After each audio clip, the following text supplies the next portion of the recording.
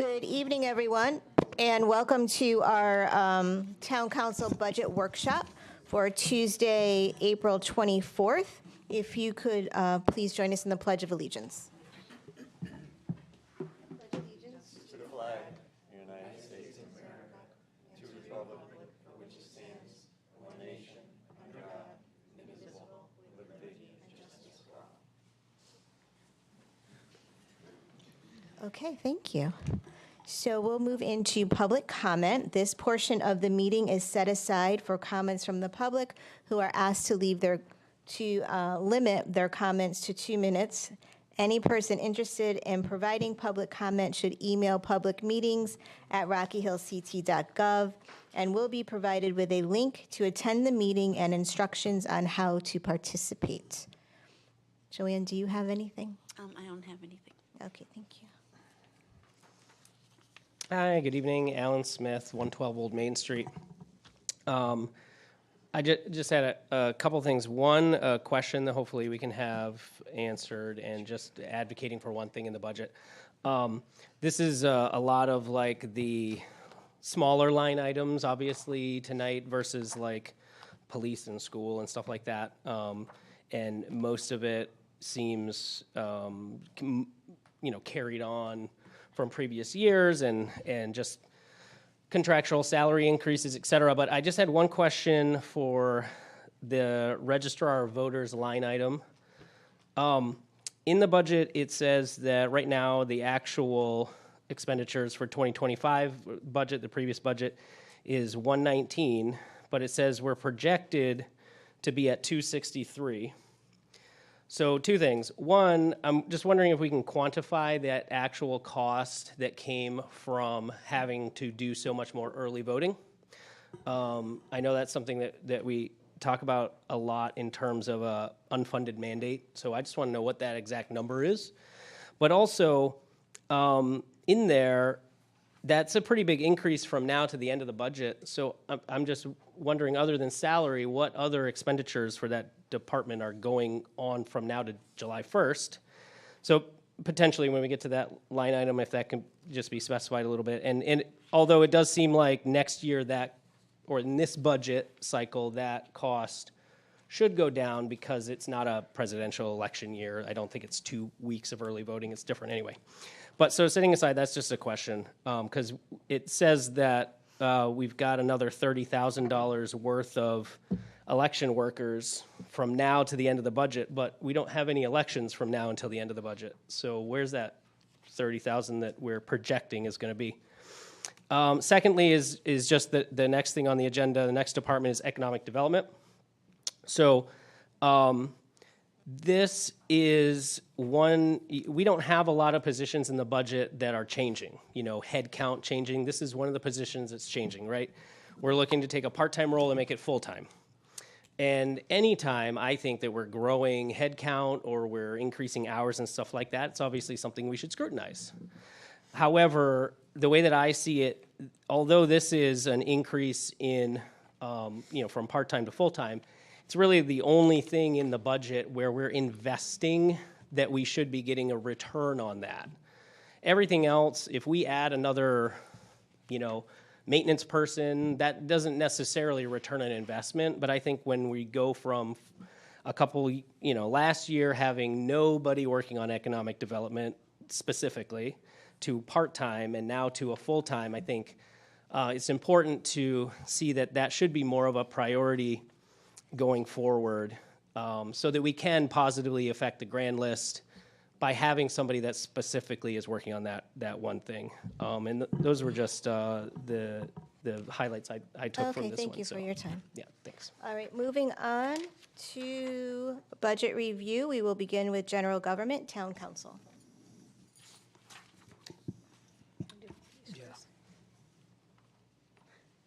I'm going to jump ahead of town manager. I just wanted to point out a section I'm going to pull up on personnel, which is our new component to the budget. So as you're going through and looking at the information, it's under the overview. I first just wanted to point out on personnel changes. There Since this particular spreadsheet, there was a change in the proposed budget. So if you're looking at that, the sanitation position that's over here is now one less position. So instead of two, that would be a one. Total positions for the year would be 149 compared to this year, which is still 149. So that would not be a net increase. Another section, I know in the past, we've had a lot of questions on salary lines, why one looks like 2%, the other one looks like 50. I wanted to give you an idea of, in comparison, the 24-25 union contract increases, and then what the 25-26 is, if we know. You see one contract is not settled yet. And also making the note on this one here for the FOP, that because their contract settled after the adoption of the budget, you'll see that be doubled. So you won't see a 2.5, you'll see a 5. All of these are just base salary increases. Keep in mind that the employees that are newer will move up a scale in addition to. So you may see slight increases greater than the percents. And I hope you all noticed, I think I'll jump over to, I can't start on the first one, but there's a new section in, and I'll point out to when we get there, that you will see a section above the numbers that will say how many positions are in that particular budget, and the salary that goes with it, as well as the title. It's a new module that we have. Unfortunately, it doesn't go back and grab history, but now that we've got it going forward, this is going to be, I think, a great tool. Yeah, that's awesome. Thank you. So, let me grab you give me a second. I will drive. Town council. All right, town council budget. You can just go to the page If we're following along in our books the old-fashioned way, what page are we? 45. Thank you. Page 45. No increases proposed for the town council. We retain the dues and subscriptions and the expenses for events, Memorial Day Parade, and to attend any type of conferences that you might need to or wish to attend.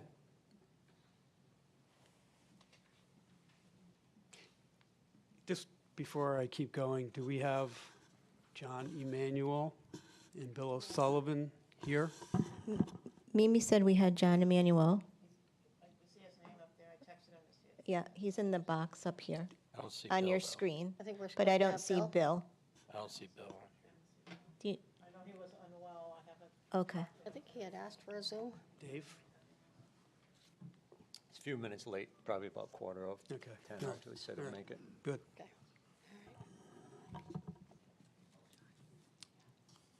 Next. Okay, turn the page. Town manager page, 47.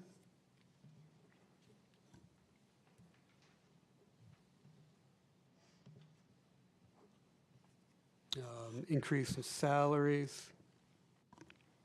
We have a $1,750 decrease, almost 78% decrease in services.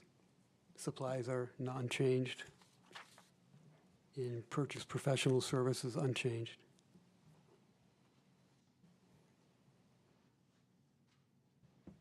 Could you just say what that miscellaneous is? What that money goes for? Miscellaneous would be subscriptions to like the Hartford Business Journal and other periodicals that we might get on a quarterly or weekly basis.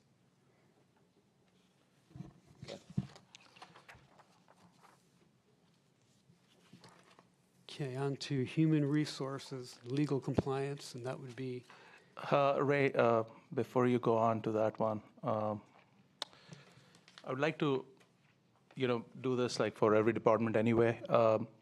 So let's start here, I guess. Can you walk me through your goals from last year versus this year? What has changed? And if you can talk a little bit about the goals you had last year and how they evolved or accomplished or anything else you want to talk about. Anything else I want to talk about? Is that About the goals, Is that what or about the goals, yeah. is that okay with everybody? All right. Well, we don't have your goals from last year. Yeah, I don't. To compare and it's- contrast, so but we do have the goals from this year. So are you prepared to discuss and compare and contrast goals? I'm not prepared to compare and contrast my previous year, but I can do that at the next session, if that's okay. That'll be fantastic, thank you. I can do that, that's fine. Okay. Yeah, and I think that will be my expectation for everyone, just to lay it out. Because from the last year, we have, at least in the digital side of things, we have the goals here. So Right. I would just like every department to talk about them and their accomplishments, and then about this year's goals. Thank you. Just as a note, when I did my quarterly performance evaluations for all the department heads, they met, every department head met their goal, all their goals, except for maybe one or two. And those two departments had issues with staffing, illnesses, family leave. Sure. But I was shocked, so we added more goals. Yeah, no, That's great. that's great. That's fantastic. Just want them to be articulated for the public out there and for ourselves here at the council as well. So it'll be good to hear directly from the department heads. Okay, moving on to human resources, legal compliance. Dana McGee did accomplish all of her goals from last year, that I know. Actually, even with the recruiting, and there were some questions about recruits. So that is a positive. Just going through here, her page 51. There was a $7,945 overall reduction in this particular department, which is a down 2.1%. Tuition reimbursement has been reduced 44%, or $8,000. That's based on the actual requests, and they have to request, staff has to request tuition reimbursement by February of each year. So this is the actual, reflecting the actual number. And tuition reimbursement is included in the personnel rules. Training, a 46.4% decrease, $5,200. Those are the items that jump out. In addition to a $1,300 decrease in advertising. The recruiting, advertising more, a little bit cheaper than publishing. So we're doing online and other forms of advertising.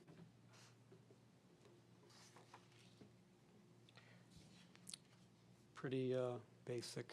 Ray, is this a department, I think, where we had proposed to have a staff member that didn't get filled to work with Dana? Is that Yes, that was the HR specialist. right? And so we utilized our law firm to do that work instead. Is that kind of the plan going forward, or and how is that reflected in here? Or Well, the plan is to continue, to fill that position. And actually, when you get the legal, to reduce the legal, particularly the legal costs on labor, if that position is filled, we anticipate much less utilization of our labor council than we have in the past 2 years. okay, so that position, even though it's still unfilled, is part of the full-time salaries proposed number. Yes. Okay. So See here. Ray, I have a piggybacking on that. Actually, I had the similar line of thought here. Can you tell me, like, why that position should be filled now, as it has been vacant and looks like Dana is doing a fabulous job without that person on the staff right now? So can you talk a little bit about that, why you could work a full year without that person in the chair and we need to fill it now? Currently, Why not take it off the budget? Well, I would think we would take it off the budget so we don't have to pay the attorney who's filling in right now at $250 an hour to do that job. So how much do we spend a yearly estimated on that attorney? I think we're at about 70,000 for this year. so far. So we are still in the plus 20 range. We are ahead, right? So far, yeah. So why not just continue? More than that, because you don't have to pay benefits to the lawyers. Thank you. either, so. Thank you. Jeff Levine is always great with those benefit sides of things. So, Well, that's, I don't know. so what do you- that's we are probably up by 50 right now. Why would we not keep it going? We might be up like 100 by next year. Well, you never know what's going to pop up, and we do need, Dana is doing a fantastic job, and there are other items or tasks that have not been, the focus wasn't enough because she had to do other items because we had quite a bit of issues with, union issues, which I can't get into. So this position would go beyond what that town attorney would be doing. That particular attorney came in to do particular tasks, and it wasn't a day-to-day task. It was just, okay, a project by project by project. This is a full-time position, and so that they'll be doing project by project, but also daily tasks at the same time. I just think it's a better fit at this point. Yeah, my You're fund- welcome to, No. you all know you can change things. No, absolutely. I think the case you have laid out, that's great, right? And I think that was the case last year too. My question is fundamentally like, if we have survived a full year, why can't we survive another year, 2 years, 3 years? Well, it's hard to predict the future, but Yeah. I don't think we could, surviving is probably not the recommended procedure, if we can just hang on. We're looking to be better, to progress, so that's my mindset. Under human resources correct me if I'm wrong, but human resources, it's the director of HR, director of legal compliance, and director of risk management. So Yeah. 3 hats, Right. 1 director. Right. And the person that we bring in as a temp helps fill which hat? Human resources. So there's presumably still work in compliance and risk management. I'm speculating. I mean, if the position is there and it's asking to be filled, I guess the question is, why? And so it seems that maybe there's work that cannot get accomplished that with a per diem type of attorney? Yes, that's what I was trying to make my point earlier, project by project, you bring in a consultant to do a single task, as opposed to having somebody in the office doing some of the single tasks, but doing other activities within that department that really need more attention that's being done than currently. And where do the FOIA things come under? Which hat? HR, legal compliance, or? Legal compliance. Okay. Because I remember last year you had asked for data with respect to FOIA. Didn't we have a presentation on what Dana was doing? How many cases and so on and so forth? Yeah, my question is not so much about the rationale for the position. My question is, how is the work getting accomplished today without that person in the chair? Yeah, let me call up Dana McGee, Director of Human Resources, Legal Compliance, and Risk Manager. Maybe she can get a little more specific on her daily activities. And thank you for having all the departments here. It's great to be able to ask questions in real time and not flood you with questions after the fact. Good evening, counselors. Thank you for the question, and thank you for the vote of confidence. We don't publicize our failures. And thank you, Lisa. Yes, we do wear 3 hats: human resource, legal compliance, and risk management. What we have been doing is reacting and putting out fires. For personnel, privacy and confidentiality reasons, I would never speak out of school and tell you about the cases that instead of being closed in 5 to 10 business days, aren't closed for 30 days, 60 days, because we are dealing with volume. We are a volume business. I am lucky enough to have an experienced attorney who comes for 8 hours, 1 day a week, and helps to put out a fire. I have phenomenal colleagues, some of whom are in this office, in this room right now, who have asked for proactive policy development, governing rules and governing documents developments. My office is the office that sits with department heads and helps them to create these policies and procedures that keep their people on track and safe. And I will tell you that these colleagues have been waiting for a work product. And they're waiting for that work product because if one of your staff members comes into my office and says, this is the experience I had today, and I need someone to conduct an investigation, the clock is ticking in terms of how long I have to address their complaint or their concern. And any work that I've promised from a legal compliance standpoint, leadership development, policy, it all has to stop. The world stops so I can address that. And that one person who comes for 8 hours, we have to be very careful about the work they do because they're not going to be here for the next 3 or 4 days during the week to respond to the department head or whatever, because they're here for that 8 hours, and we don't want to be charged past those 8 hours because we try to stick within those 8-hour parameters. So I guess I will be very transparent and say all of the work is not being done. It's not. And again, I would never put us at risk by going into particulars at the mic, but respectfully, I've been very transparent with my superior. All the work is not being done. Work that, had we done it 6 months ago, 7 or 8 months ago, we wouldn't be dealing with some of the things we're dealing with today. Respectfully, Ray. Mona, can you tell us what is the dollar amount of the new position? Yes, we have it listed there. That is the one that's shown here at the bottom is the 90,000. So we had. do you see Why on the hasn't screen? that position been filled?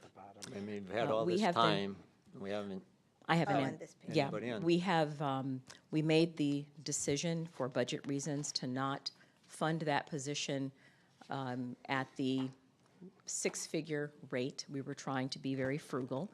The position actually requires a certain skill set, a certain level of experience, and many of the labor relations specialists that are experienced, who would normally come to look at a position like that, are starting, quite frankly, in the 120s, et cetera. So we've had a really difficult time.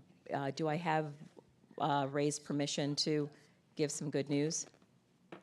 I'm sorry? Do I have your permission without going into? Yeah. Okay, we made an offer. We have a labor relations specialist with 10-plus years of experience who is interested and willing to accept the $90,000 figure because this fits with a personal decision where they are in their career, where they are in their personal lives, et cetera. So we have an offer on the table. Going back to, and I want to make sure I answer your question fully without, again, speaking out of school or violating anyone's privacy, et cetera. There are matters that are delayed in terms of being dealt with because I don't have that person in my office. So is the answer that you were not able to hire anyone for, I don't know, 10 months? You were unable to hire anyone for 10 months?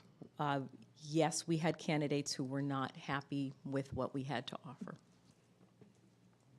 Did you think about reconfiguring the position? We did. Accordingly? We did. We actually lowered the qualifications. And the great news is that even though we decreased the qualifications, we still found people who were looking for a position and still were interested and applied. And I still have a senior person that we captured in the net. I think that's very important. You let us know that. Thank you. I wanted to make sure I asked permission first before I did that, but yes. Thanks. Have they accepted, by the way?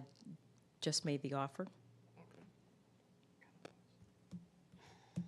Yeah, because, see, like, Likelihood, yes, we'll accept.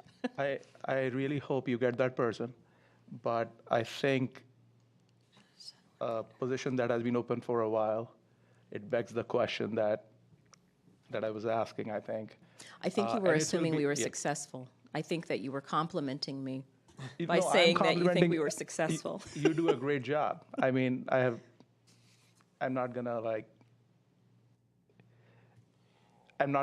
not say that, right? But that's different than the position itself. You can be Superman, a Superwoman, but this position, which is not filled for 10 months, it does beg a question like, do we need it?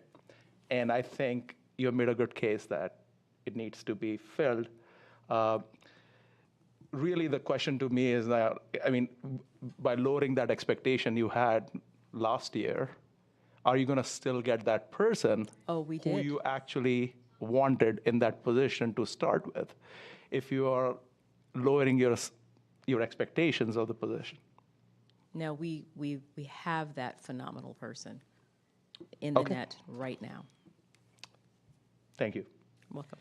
So it becomes a bit of a moot point because this person presumably, if all goes to plan, would already be an employee before the next budget cycle, it sounds like. So, That wasn't the time frame we had in mind, Oh, though. okay, I You don't know, we're but, okay. fully aware of the budget. okay, yeah.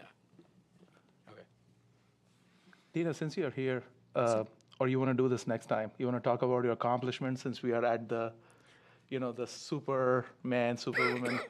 I would gladly Space right come now. back. I don't want to take up any more time, but I'll gladly come back and talk about the accomplishments because I'd love to give some credit to my fellow department heads and the other folks that Yeah, do a and that will be phenomenal job. fantastic. Thank you. Yeah, thank you. Just one quick question. So What can is I it- just ask procedurally, how are we going to do this on the schedule? We're going to have all of tonight's departments come back again to the next meeting? And where do we fit that in? What I was thinking is maybe they could, give us a quick, summary in writing. and Online. If we have questions on it, and that might save time, Because we're going to have to add another hearing Yeah, otherwise. I think that's, rather than having another hearing. Yeah. yeah, I think a good side. It's a good idea. Yeah, we can just get it in writing, looking at everybody's goals from the last year. And you have that from your review. Yeah. Thank and you. one last question. What are employee relation cases?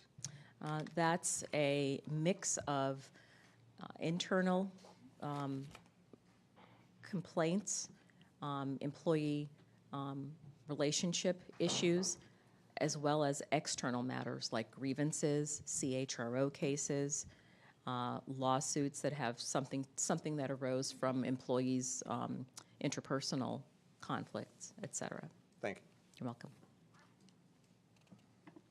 Can I clarify one thing? We're paying $2,000 a day for the attorney, right? $250 an hour, 8 hours a day. But we don't have them 50 weeks a year because we're at 50,000. So we have 26 weeks or 25 weeks a year. I don't think we've been Currently- doing this for a full year. Mona, have we been doing it for a full year? No, we started late, and then we're trying to make sure, we tried as a goal that we would factor this in, that she would not be exceeding the $70,000, because we made the decision to go with the attorney later on in the year, since the filling it wasn't working for her. So we made sure that we fit this within the parameters of that salary budgeted line item. So our goal was to never exceed the budgeted line amount. Got it. And plus, this new position would take care of a lot more than what the attorney's taking care of in 8 hours. 100%. And in addition to that, decrease what we occasionally have to give to our external law firm. Thank you. Thank you. Thank you.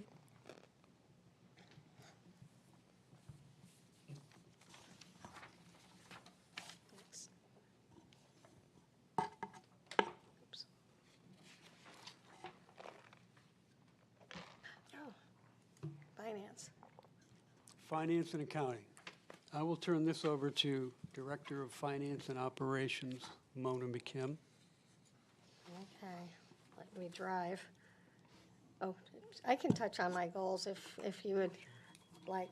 So this is, my first one is an ongoing, which is to upgrade and streamline the financial system. And I think that's going to be an ongoing probably for a very long time. There's a lot of things that we can add. And in fact, this being the personnel component to the budget was one of them. We're also working on trying to go, our goal is paperless with all of our accounting. We've got now scanners that all invoices, if you wanted to look them up, they wouldn't be in a bunch of file cabinets. Everything is scanned in. You want to look something up and you just click and you see your invoices there. We're doing that with payroll as well. Second one is the budget award. Definitely going to continue to get that. We have 2. I'm still staying with that goal. And again, this is the GFOA for finance, as well as keeping the Standard & Poor's A+. We did do our bond sale, and we kept the same rating, so on track with the goals. We've got some performance measures, very technical of what happens in the office. We'll get down to the money. So bottom line, about 47,000, about 7% increase.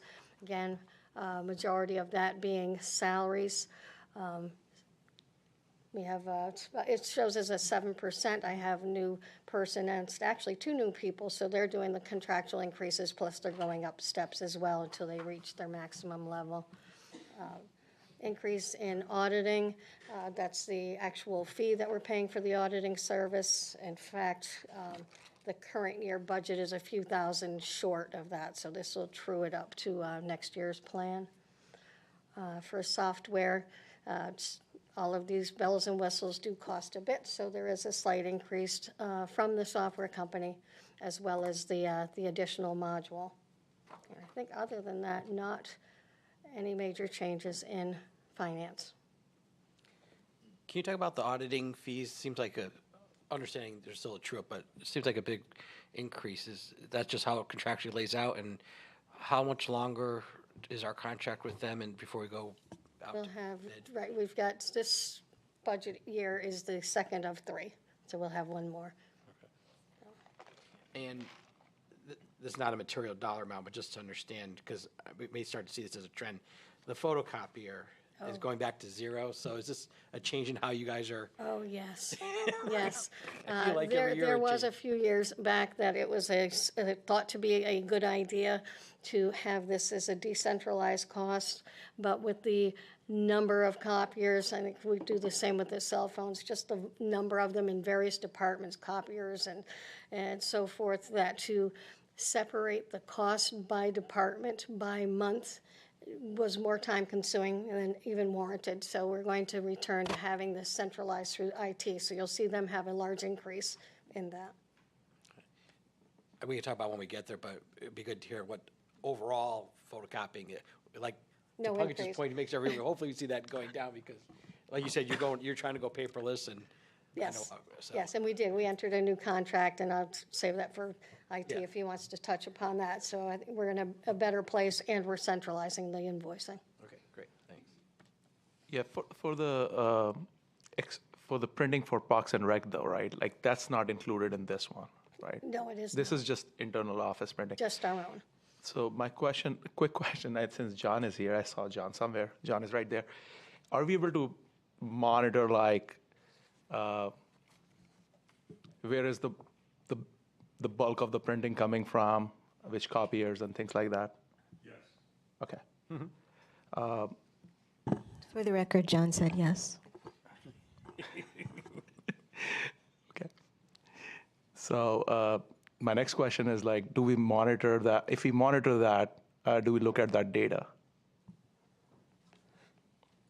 We don't really monitor, but we can. Don't answer from the back. You're going to have to come up if you want to answer We questions. can monitor it, and we do have data. We can. Yeah, I'm just thinking from a perspective of like efficiency, like, you know, where the most of our printing is coming from, like that kind of approach, and where can it be like reduced or shifted, right? Like that cost. I don't know, like, if, it's not a big line item, but since I saw John, I'm like, let's use some IT, I guess. Yeah, and if I may, like I said, I think the fact that we tried to go decentralized and you had all the different departments trying to look at that, I think the fact that we are bringing it centralized so that now all the data can be in one place and analyzed, it's there. It's very detailed for the invoices, but I think when you're going out to each department, the concern is not how do I compare to the other department. So I think we're Fair enough. This right tool to think get us in the right I direction. mean, this topic, like, I've been on this for a while. As you guys know, I've been here 5 years. I just want to reduce the use of paper. My heart, like, broke, like, when I saw that budget book come out. I could have killed someone with that, like, some The intruder on my door. promising news is I only did 10. Only 10 copies. Only Fine. 10, it killed me. No, it's okay. Like, I know people like to work with the printed material. I get it. No worries. Thank you. Quick question about your major changes. You've increased new software and you updated one. Could you tell us what the new one and how the update went? Oh, I think it went very well. I said, this is that personnel piece that you're seeing in there, the new module. So what it does is basically piggybacks on top of our payroll system and then starts making it as a budgetary tool. So if I look at my payroll system, I'll tell you what I'm paying you today. This actually takes the union contracts, finds the person, and moves them up into the next year. So it was a great tool. Before it was done, more of manually and spreadsheets and consolidating and then putting it back into the budget. So, great tool. Not very helpful. I appreciate that in there this year. Thank you. I assume the auditing services or something at the end of that contract would go out to bid? Correct, we do. We've done a 3-year bid, I think, historically, so we'll bid again.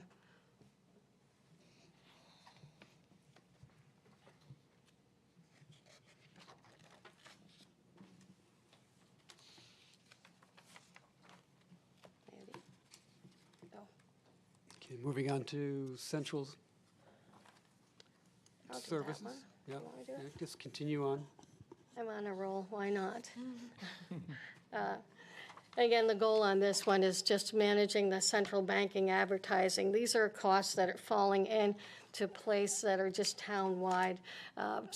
The large copy machines we're doing, like the bulk paper purchases, the postage machine, and so forth. So what we have with, in maintaining that goal, constantly trying to do something to keep it the best price, obviously best, doing bulk purchases.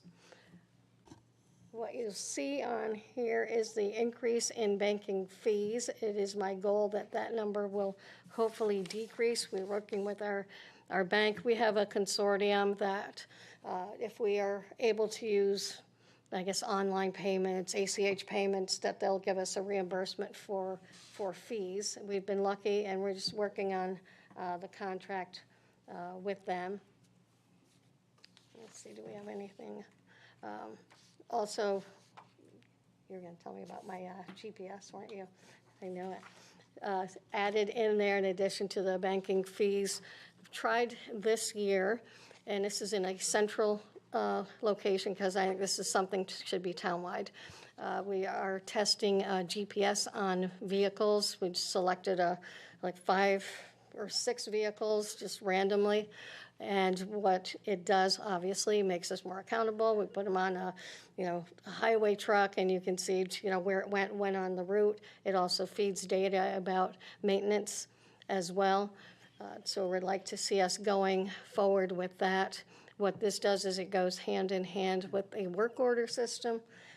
I get to be Director of Finance and Operations, and that operations makes me everybody's enemy.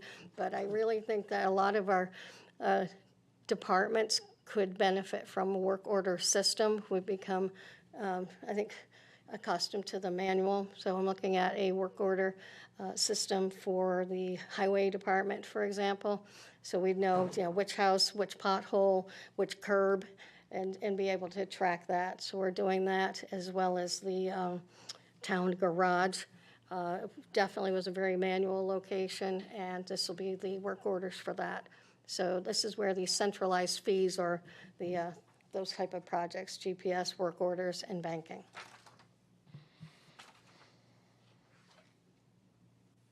We have a reduction in advertising.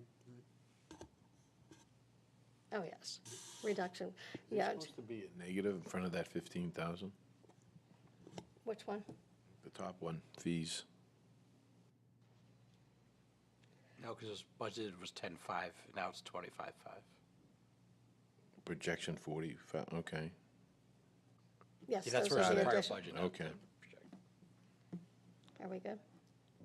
I'm not sure I followed the question. Well, how did we get to 40,000 projection by the end of this year on that? 40,000. You're at 7. Oh, for the projection. And again, that will be the, I know we're only through March something, but yes. It's working with the bank.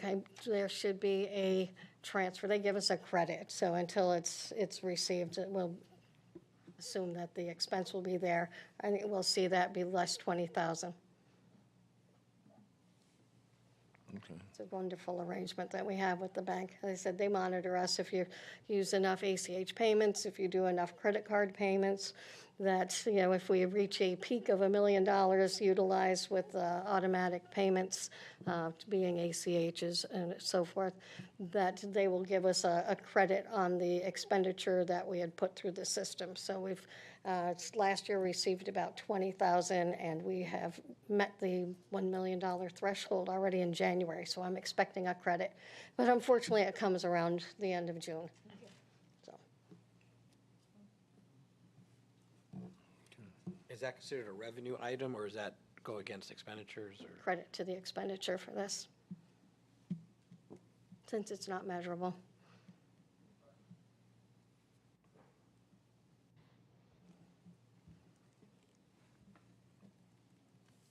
I'm just looking at 142.9% change, and I'm like shivering a little bit. But you explained it. It will be, I think we'll find that that's changed. I know the percentage is large, the dollar amount, that 15,000, you will definitely find, I think, with putting work orders in and these systems in, the savings that we are going to have when we are actually able to monitor the work that we're doing. This could lead to savings in a lot of areas. I mean, I've already foreseen, in fact, I think that assisted us with that recommendation for the change in the transfer station was that ability to monitor and see the workload and when does it work, was allowed, actually, we need to make that recommendation that we reduce that position because the workflow wasn't meeting the staffing, and I'm hopeful that that will be a tool that will lead to similar. Just so you mentioned that staffing person, are we losing a person or somebody retire out? It will be losing a person. Okay. Who, I should say, who has the potential of retiring. And also Okay, that's good. Bumping rates also.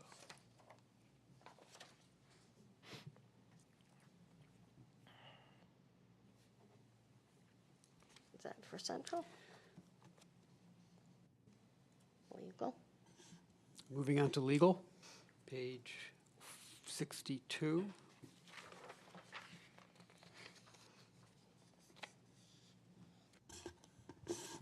We are actually reducing the fees and legal accounts by $40,000. Looking at reducing the number of, I should say, maybe better managing some of the tax appeals that we're seeing, that we have seen in the past. Taking a closer look at the process, and we're pretty confident that we can reduce that number fairly significantly. As you see, the rest of the legal account is there's no increase whatsoever. General fees, which is Halloran and Sage. In our labor council is Rose Kaler. No increase proposed on either one. What do you consider that miscellaneous? It's more than half our budget in your pie chart there. The pie chart. Maybe that's a tax appeal. Green part. Oh, Yeah. oh, yeah. What that's doing is, just so you show what the pie chart is, if you look down here at these line items, it's basically showing a pie chart of this group here, which is all the legal counsels and so forth. That'll be this total amount, becomes one side of the pie chart because it's called a professional service. The miscellaneous is the tax appeals. So it's really showing the comparison of that 81,000 and this 85. So it looks like a 50-50 pie chart. A lot of that is just geared by the structure of the accounting system, that it's looking at the first digit on the way things are coded. Tax appeals stands apart from all other legal. Yet it's still legal, though. It's a Oh, it is. fee that we Oh, pay it is. attorneys, right? Absolutely, yeah. Okay. So just going back to the HR legal position, so the expenditures we've been incurring there, those have been hitting the HR department, not the legal section, or? No, that wasn't the beauty of Finance Committee that week. I've been haunting the people on this one. This was the legal that is going over budget consistently, and I think, So you would have that Labor Council line for 22,000, and we are at this point probably about 70,000. So that's over budgeted now. And in conversation, I say in finance, we were talking about this being that over budgeted line that is offset by a salary. So it's budgeted in HR, but this is a Labor Council bill going on the legal budget. So the 22,000 that's budgeted is outside of that work that was being done for HR? That's just That was what we had budgeted just to go into the Normal, year, other- normal occurrences. Okay. Mona, can you talk a little bit about, like, from a broader, like, macro perspective? Because the number went up last year, right? It went from 166 to, like, I don't know what it was. Let me check.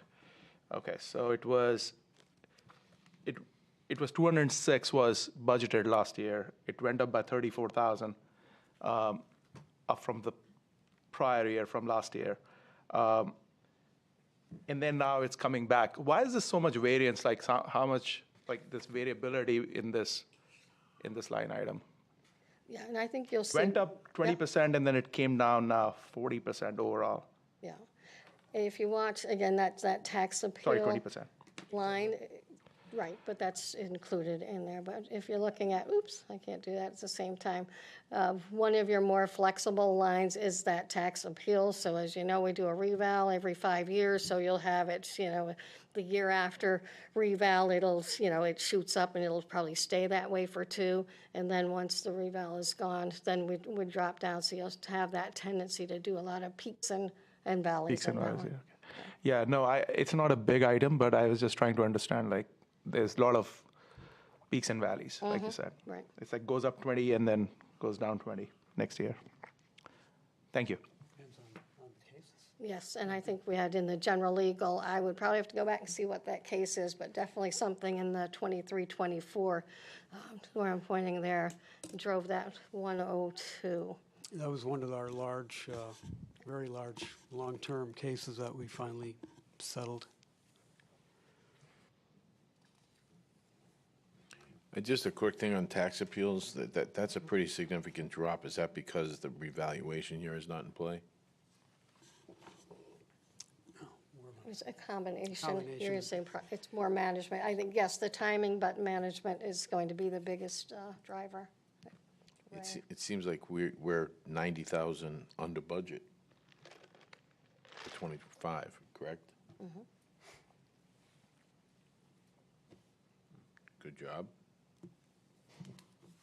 We're trying. There's still a few out there, but we There were definitely a few large. made a major larger- effort of that rather than trying to settle before you go to court and so forth, so. So with that, we still are proposing 85,000, and we're going to have a better year, apparently.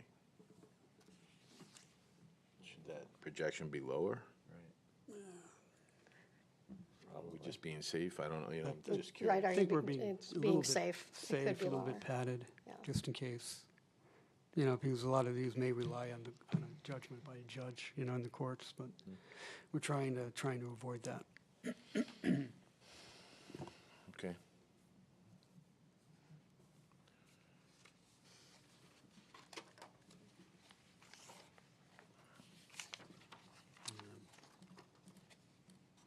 Probate, fixed per capita cost.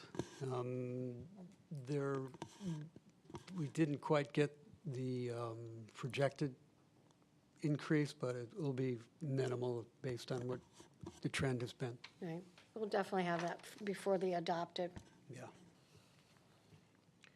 Just a general question, when we see fiscal year actual for 2025, is that what, through February? Is that what, when this is? Right, as it's of- around the time of printing the book, so Yeah, around, so- yeah, mid-10 February, yeah. So 2/3 of the year. 326? Yeah. Okay. Yeah.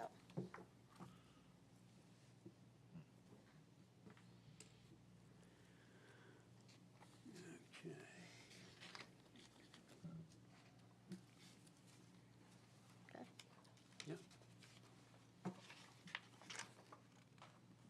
Registrar. On to Registrar of Voters.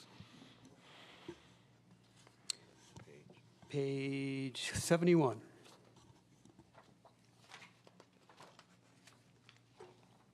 If you look,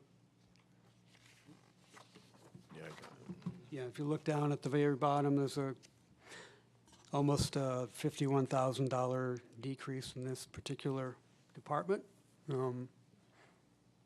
Primarily based on the election workers, reduction of $38,600. That was for the early voting. And going down to technical supplies, another $20,000 reduction. There was a $10,000 increase, or 12.5% in the part-time salaries line item. The intent here is to, the increases here is in anticipation of the final resolution that the town council usually does at the end, just before the final adoption. Can I ask a question about the, oh, sorry. Oh, just about the performance measures. I was just trying to understand. It's the registered voter number is higher than the eligible voters number. Isn't that backwards? It's not here.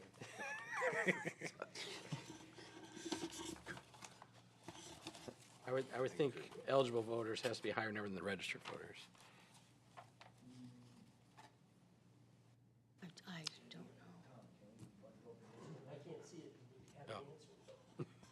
We can't see it. Is it on the screen there? or- So it should be on the screen. Right. So the Microphone, registered Phil. In the microphone. Oh, I'm sorry. You can use the Thank front. you. So the registered voters are whom we have registered, right?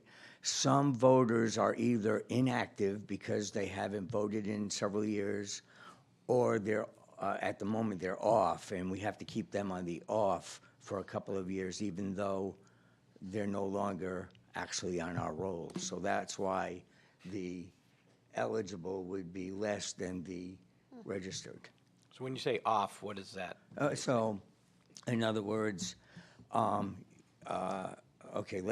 every year we do a canvass of we send letters to people that we are told moved, like either in town or out of state, right, or out of town.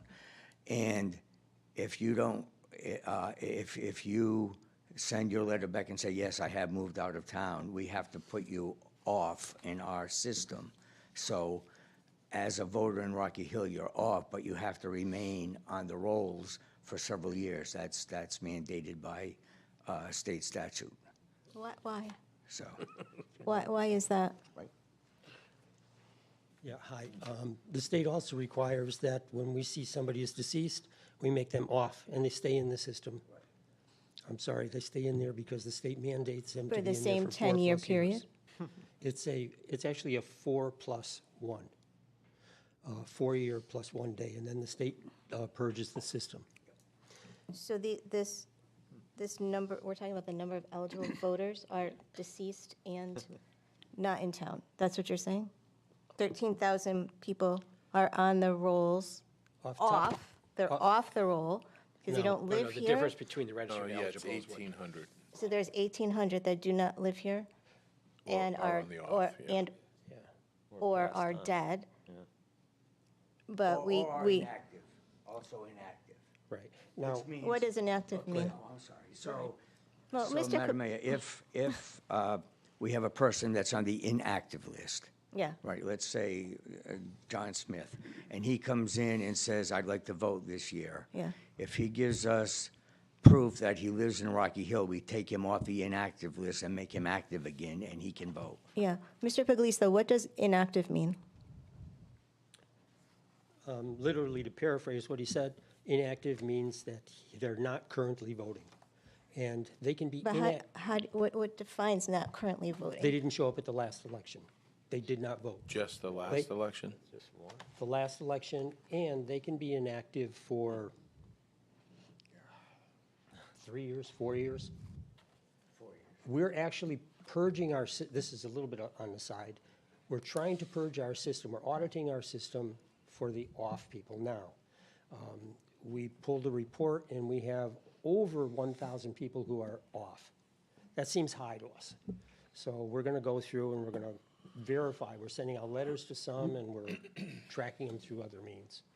And Mr. Thoreau, how many, is it, every municipality has this off, like a larger number of off people? I'm sorry? Every municipality has this I'm sure they- percentage of I'm sure off they do, people? yes. Yes. Yeah. Yep. Thank you. Appreciate it. I would have thought eligible voters meant anybody 18 or over lives in town, and they're, That's what I thought. that's why I was asking. I'm confused now. I thought I was pretty good. Now I'm confused.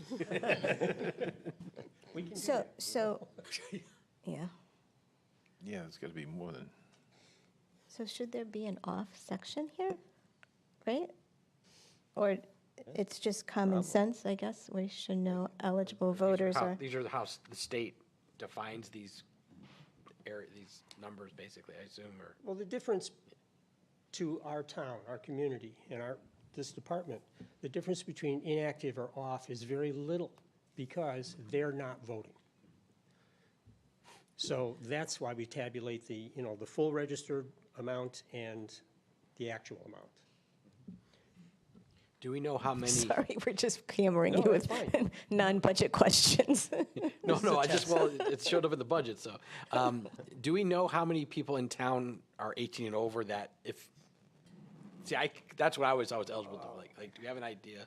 I mean, we could certainly find that out, but we don't have it. Or rough, just ballpark, I was just, whatever. If you knew off the top of your head, I was just curious. Well, I was just curious. I'll tell you what, if you look at your actual, which is 13,000 plus, that would be 18 and over, No, but I mean, there's other 18 and overs that aren't even. that are not voting. Right. Right. well, they're not registering. But they're also either, not registered, because yeah.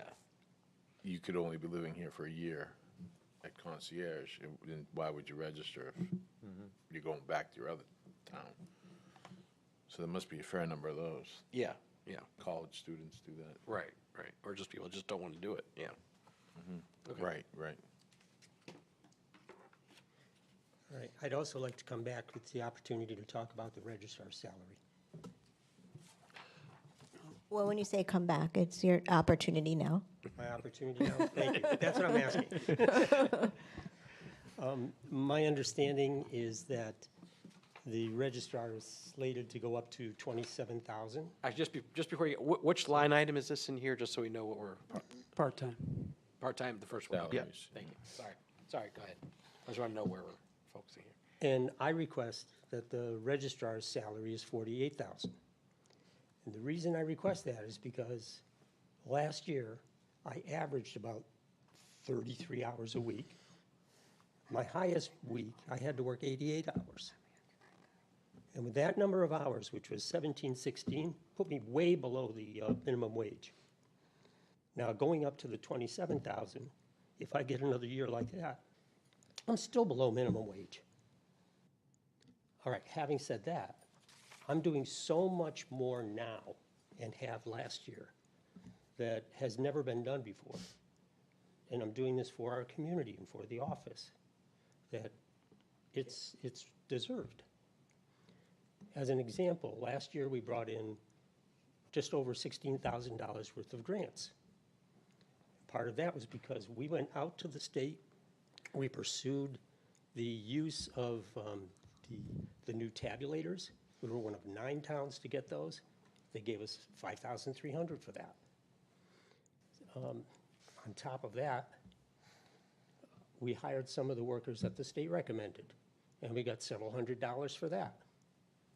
Again, the total grants were over $16,000. Last Tuesday, the Appropriations Committee, and I'm working on the legislative committee for ROVAC, which is the Registrar of Voters Organization. And we're working hard to support different communities and to get money for the towns. Well, we lobbied very strongly, and I'm very active there. And we ended up with getting, whereas the government's budget recommended 0, we ended up with a $2 million grant. And let's see, $750,000 is going to the Secretary of State. The rest is going to go to the towns. I think working that way is very, very important. It's in our community's best interest, and it supports the need for the extra money. Can I ask a question, Mr. Puglisi? Go ahead. I Quickly. think Mona wants to say something. Yeah, just to clarify, because these are the part-time individuals, so the salary line is not determined here during the budget process. They actually go through resolution. They do a biennial resolution. I know we've talked about this a few times already, that the kind of proper scenario for this is it goes to finance, it goes as resolution, and they'll be able to make their recommendation with all of their details at the time. Gotcha. Because it's part-time, it doesn't go into budgeted, but we did in discussion put in a cushion in there to absorb their request. But anything that's part-time that exceeds budgeted line is out of contingency. So we don't have to take the action, although, feel free to discuss, but this isn't the.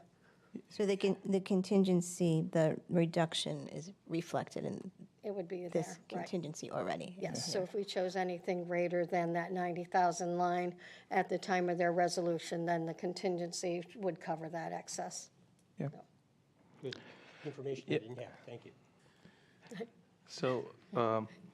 Puglisi and Mr. Thoreau, first of all, thank you for your service, because I think it's an important job, and it's a thankless job, because if you do everything correctly, then nobody comes out and actually gives you flowers, which you deserve, probably.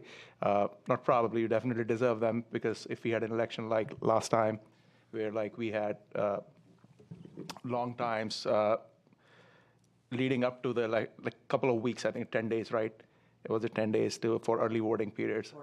14, thank you. For the regular voting. Thank you. Yeah, so I think all that to say, thank you for your service. What I would like to do, though, is I would like to you to talk a little bit about, if you can, about other towns in similar roles, right? And registrars who are working there, and in terms of the hours you're putting in compared to them and what you're getting paid here. I fully support the notion of you getting getting more remuneration for more work you're doing, which is clear to me, right? Just by looking at the number of days we have voting for now, right? Just looking at that metric. I mean, it's all metric driven in my head, and I think you have a very clear case. But I would like to add one more data point to it, if we can. If you can look at other towns and provide that information at some point, I don't know, maybe town manager can look at it and see what the comparable salaries look like. And I think if that is a possibility, right? I think, if I may, I think what you're asking is very reasonable under normal circumstances. But because I and we are going out and doing extra for our community, there aren't too many towns that are doing that. As I said, when it came to the tabulator test, we were one of 9 towns in the whole state who had that.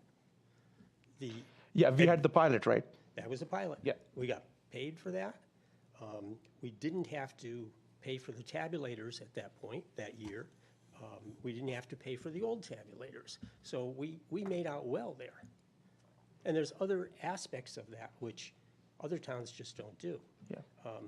For example, 3 hours ago, the Secretary of State sent out a comment.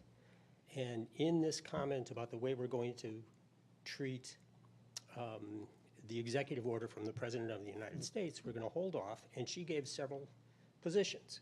One of the positions is that we can only hire people to work in the elections who are electors. I'm going to work hard against that because that would cut out all of our high school students.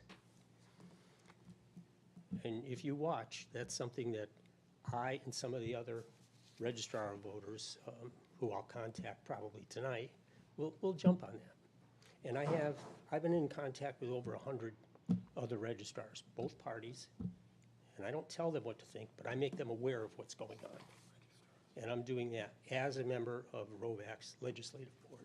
Yeah, no, I just wanted to be reasonable and fair because I I'm agree. asking these questions of every department, and I want everybody to be able to justify, right, what they're asking for. And I think that's a reasonable standard in my view. So thank you for that information, by the way, about the pilot and everything else, all the other salient points you made. But you want to add something? May I just clarify? So ROVAC, the Registrar of Voters Association of Connecticut, is made up of about 338 members because we have 169 towns in Connecticut. So 169 times 2 is 338. So we are required to go to a meeting once a month, which we do, Tom and I, and we're required to go to 2 conferences a year, one in the fall and one in the spring. We have different committees, right? So I'm on the education committee, Tom's on the legislative committee. That's extra. That's not really part of our duties. We just volunteer to do this. And definitely we are working more than we had before. I mean, last year, Tom had a primary that we did not have. The Republicans had a primary we did not. And we had 25 days of early voting last year. But our duties and responsibilities, as you know, are mandated by state statute and are directed by the Secretary of the State. So getting grants is fine, but I don't think it's part of our official duties. So, I mean, you know. Okay, Mr. thank you. Thoreau, where does the Secretary of State stand with respect to offering funding for us to implement all of these new early voting requirements and specifically salaries? Well, she's fighting hard, but But who's she fighting? things are, you know, she would get that from obviously the state budget. Okay. But, you know, things are tight there too, so. Okay. And does ROVAC lobby for that kind of stuff? For like increases in salaries and? ROVAC is, ROVAC does lobby for that. Part of what I do is I sent out the information to Oh, because them, you're on the legislative committee. because I'm on the Gotcha. legislative All committee. right. And you're on education. Yes. Okay, got it. All right. And the legislative committee, we work with all of the registrars, and we try to notify them of, you know, the important issues that are coming up for a vote. Now, what I've done was I just built a database, and I said, okay, these are the people on the Administrative and Elections Board, and these are the towns that they're in, and these are the registrar of voters for those towns, and I contacted that 100-plus people, and I said, call them, write them, testify, and we obviously got them to add money, add the $2 million, which went over to Appropriations Board, and I did the same thing with Appropriations Board. I'm giving you all my secrets, I don't want to do that. And the point is that the governor had 0 going to the towns. The Secretary of State was on board with us, pushing for it, and we got $2 million. And that's coming. That's coming. Tom, can I, Legislator still has to vote on it. Tom, on that 2 million, like, I'm hung up on that. So you said the Secretary of State took 750,000 of that 2 million That's correct. to do whatever they want. Correct. That leaves 1.25. That's correct. And, And you're going to ask me, I'm sorry to interrupt. I am going to ask you, what are we going to get? Right. Okay, once it passes the legislature, then it goes to the Secretary of State, and she will decide how that gets divvied up. The first time they did it, they gave $10,500 to every town, every community. Last year, and all of the cities screamed because it wasn't enough. It wasn't enough for us. Right. So I suspect. Do they have a formula, do you know? Like, how to She divvy hasn't it up? shared that with me, and she won't. Welcome that's- to Connecticut, Yeah. yes. Okay. But we're getting something. Do you want to jump in? Yeah, Thank I know, you. I was going to say, I just wanted to point out that there was, I guess, concern about those projection numbers in there, and just kind of give a little background on that.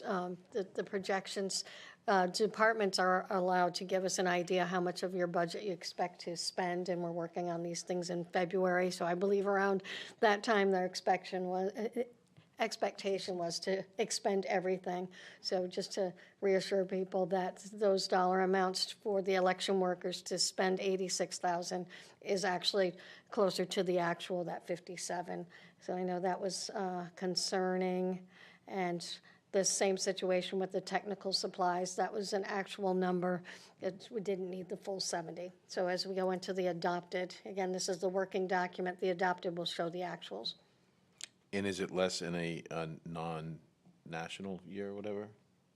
Odd year, 25, no presidential elections? Are we still going to have the same amount of early voting this year? This year, it's a local election, so there's only going to be 14 days. Okay.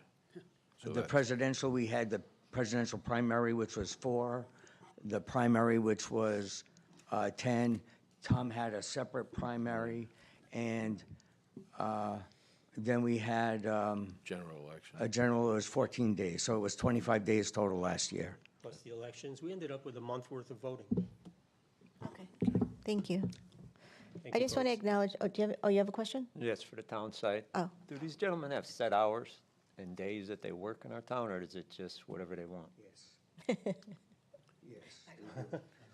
The minimum hours we have are 4 hours a week, which is 2 and 2. Okay. Right? However, if we only did that, we wouldn't be doing our job. There's way too much work for that. We have computers, we take them home, and we work from home a lot. Okay.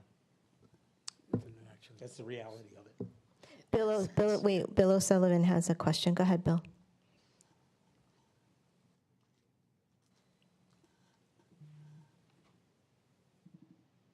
His hand is up.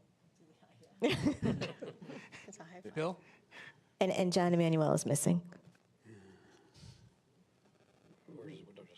Bill, at your window, your hand is up, so I don't know if you're trying to say something, but here you go. Go ahead. Or maybe took his hand down. Did you take? What is this? It's got a mouthful. It's up. It's down. Is that who's doing this? Mona? No. Oh.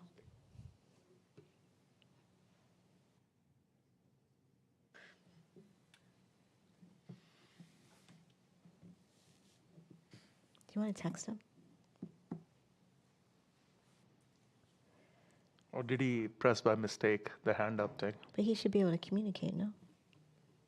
And where is John Emmanuel? Raise his hand again, Where is John Emmanuel?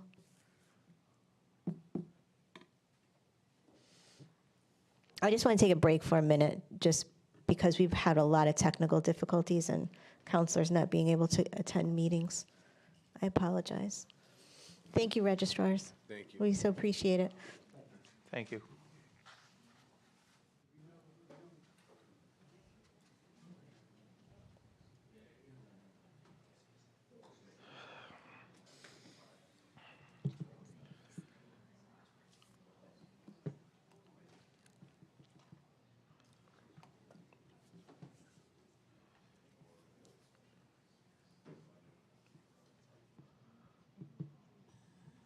Should we officially adjourn for a few minutes? Well, he's coming back. See what he says.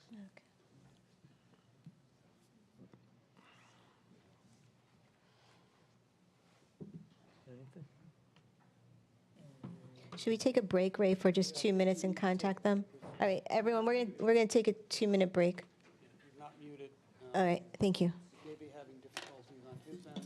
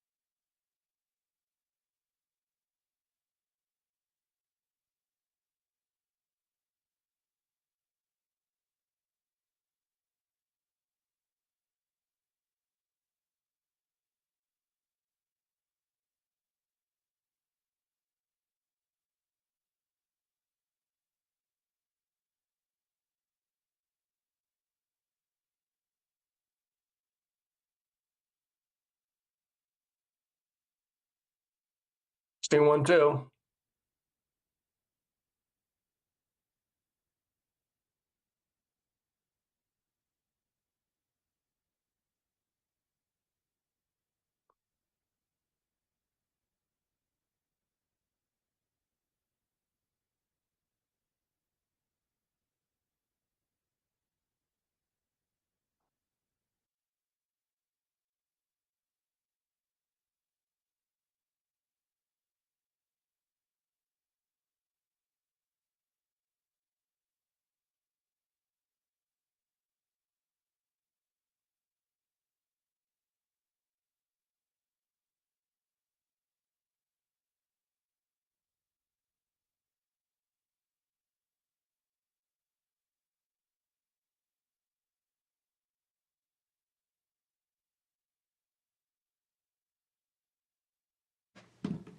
All right, everyone, we're going to resume, and Counselor O'Sullivan has a question. Counselor, you have the floor.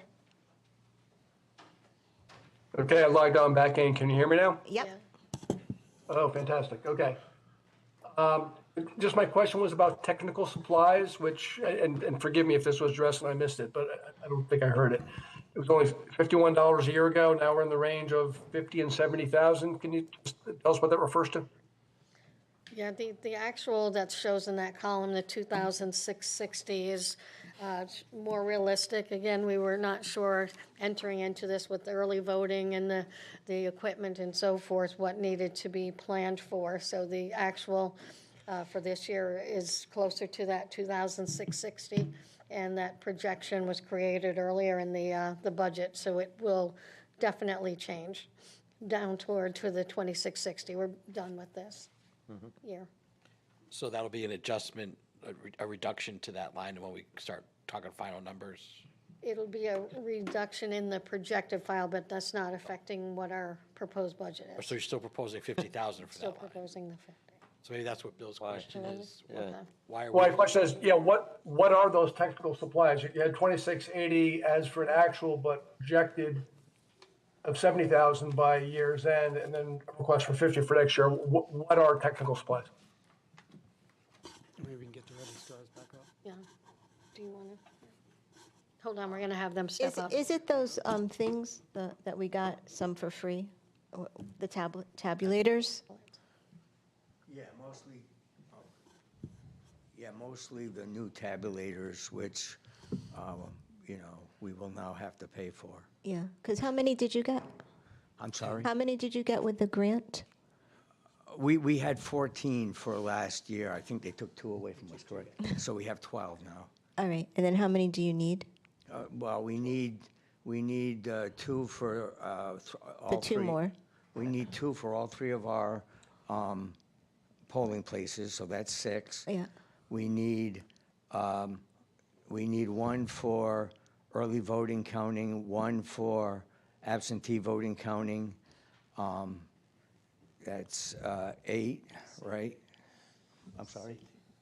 Oh, and same day, that's 9.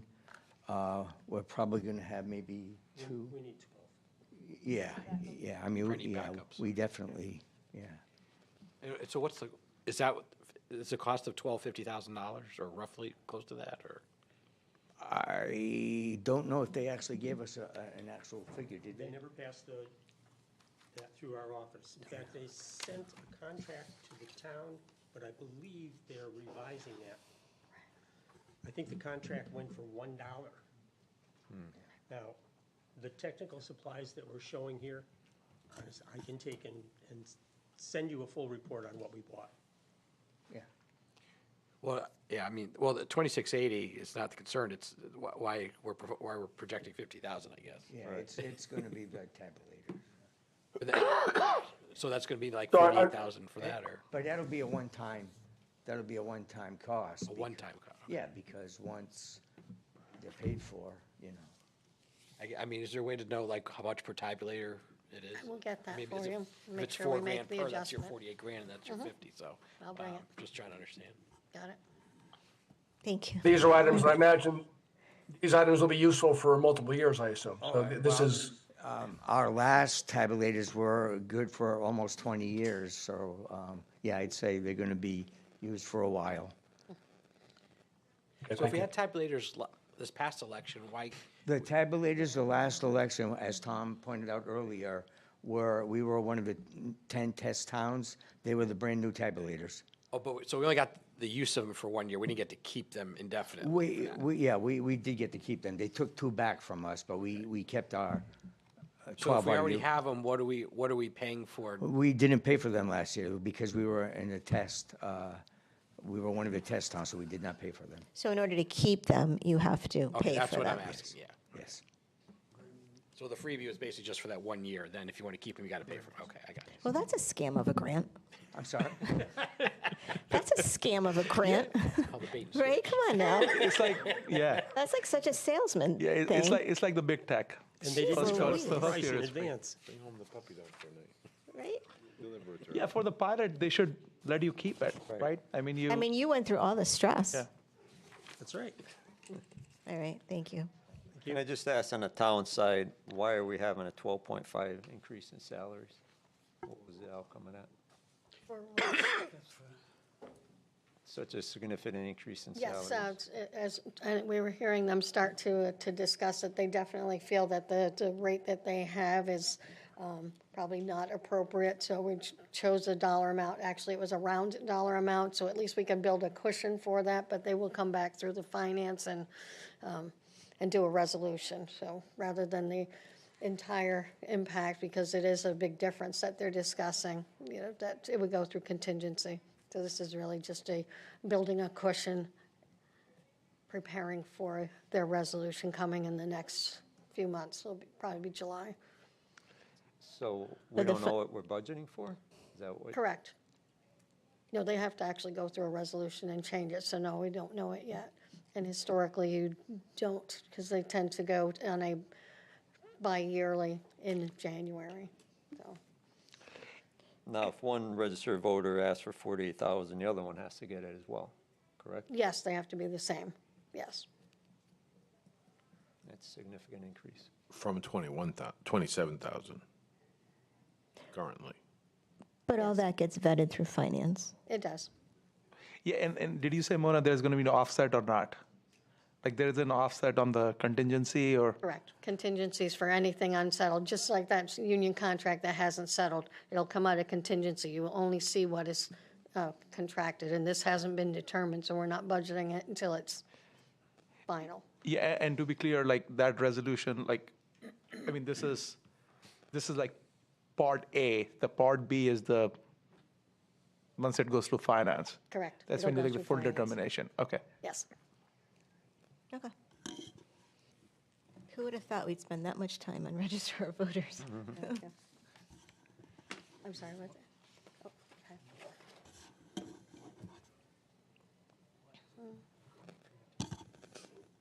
Can I just ask why Board of Ed is coming at 7? It's their regular meeting, I believe. I know, but why didn't we plan for that? Because like, I hate to have to, I mean, this is a budget workshop, right? I don't know, like, it just seems, Yeah. you know, like we planned extra and it's, Are we gonna have to end? yeah. Do we? I mean, we can keep going, right? Well, I we mean, have another 15 minutes, they said, but, you know.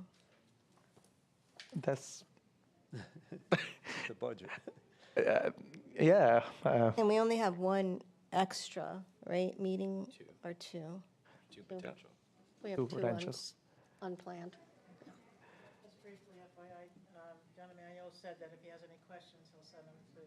Oh, thank you. I meant to put that on the record. Yeah. John Emanuel, by the way, is part of the meeting, and he's communicating through the town manager. So is there another place for Board of Ed to go where they can be on the record or no? I don't think so. I don't know. Probably not at this, not at 3 minutes till the meeting starts, probably not. Okay.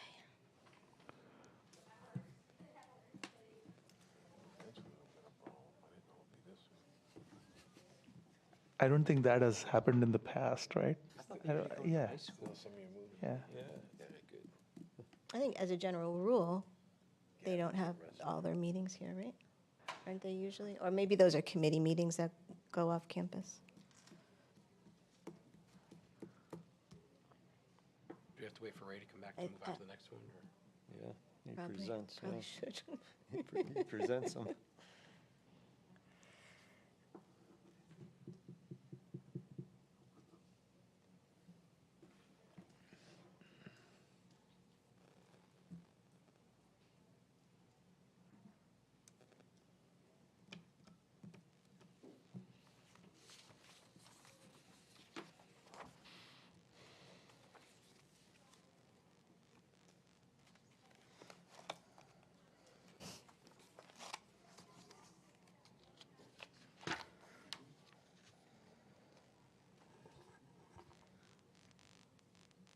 Take a break for a minute like we did earlier. So we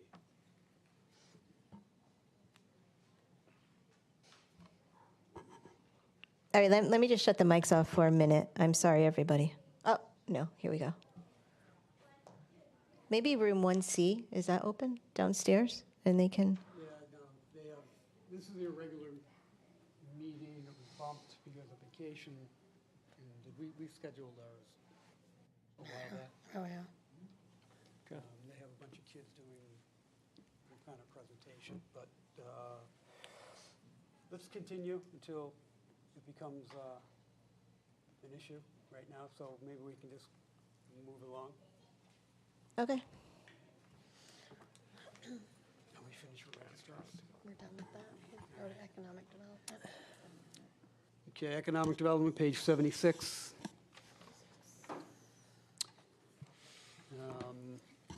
Quick history on this. Back in November 2022, the Economic Development Director position became vacant. In the 24-25 budget, the position salary was frozen. That particular year, and we appropriated $50,000 for a part-time. So in October, we hired a part-time economic and business development manager position. Who you all met was Alondra Main.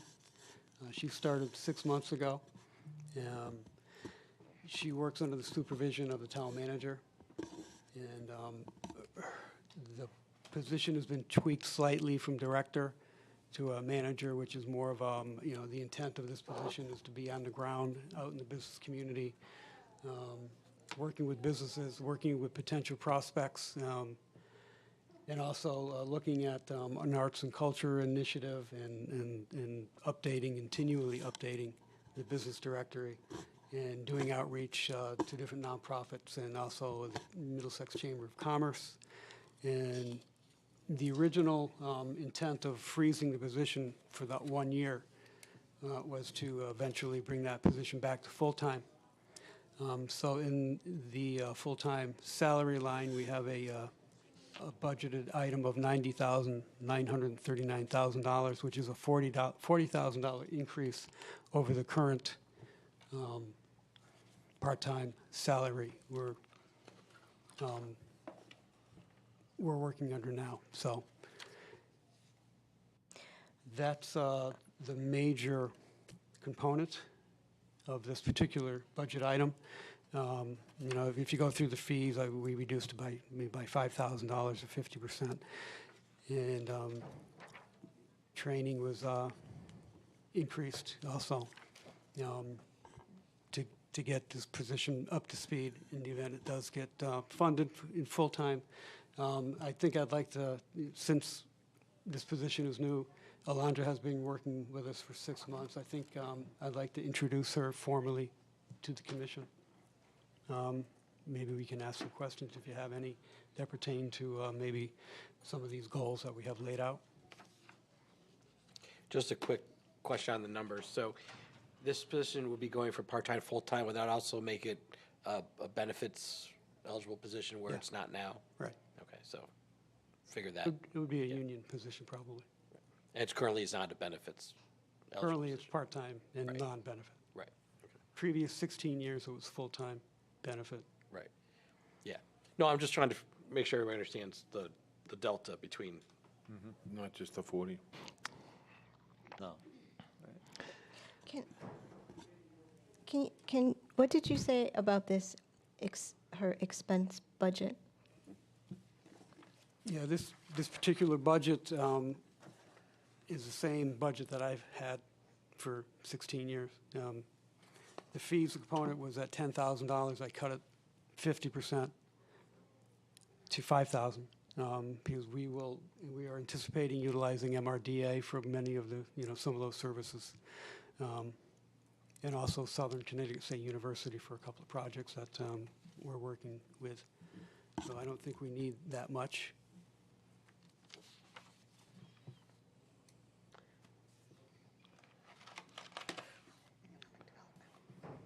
Still doing economic. I think the Board of Ed is going to try to move downstairs now. Okay. We should be all set. Oh, okay. Thank you so much.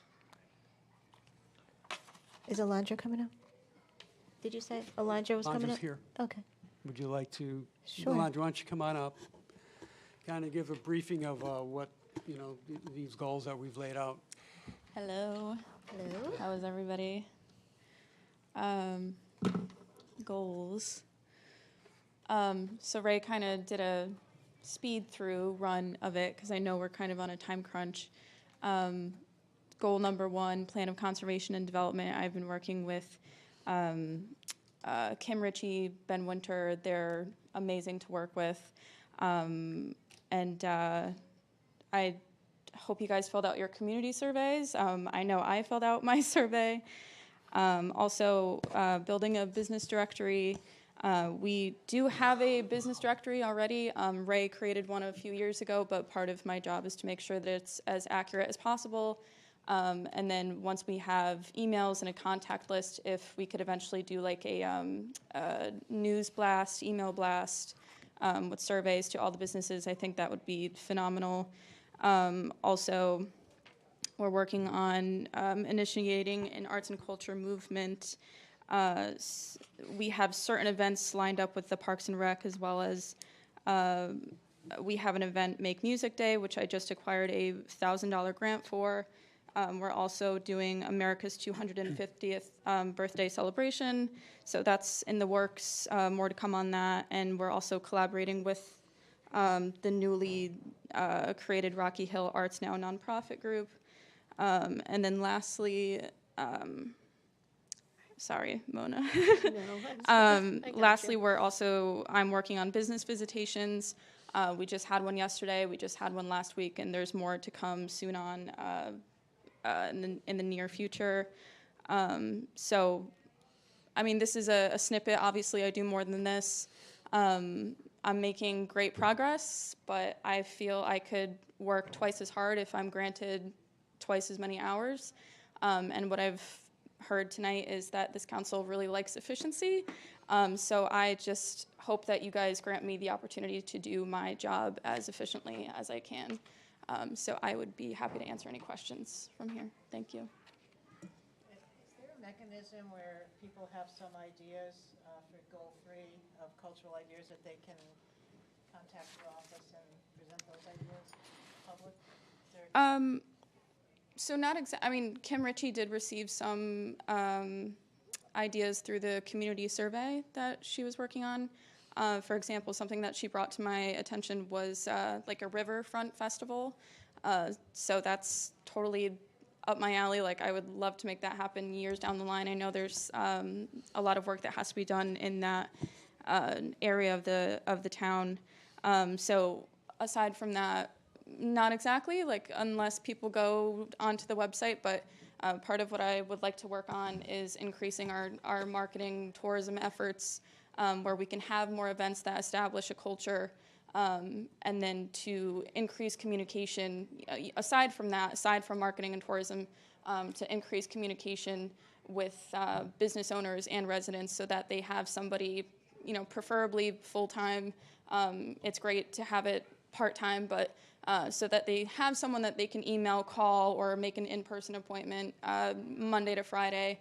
I'm here Monday, Tuesday, Wednesday. I try to schedule in all my appointments and all my meetings within that, but sometimes it's not within my control and I have to come in on a Thursday and a Friday, so there is a demand, and I'm super happy to do it. So yeah, I think that answers your question. Sorry, I got off track a bit. So. Fantastic, thank you. I have some questions. Oh, go ahead. Sorry. This role is, we're trying to develop into full-time. I think most of the economic development is working with businesses. I don't know about putting on cultural events. I think that might be a Park and Rec goal. It is definitely with Parks and Rec. We do like to collaborate. I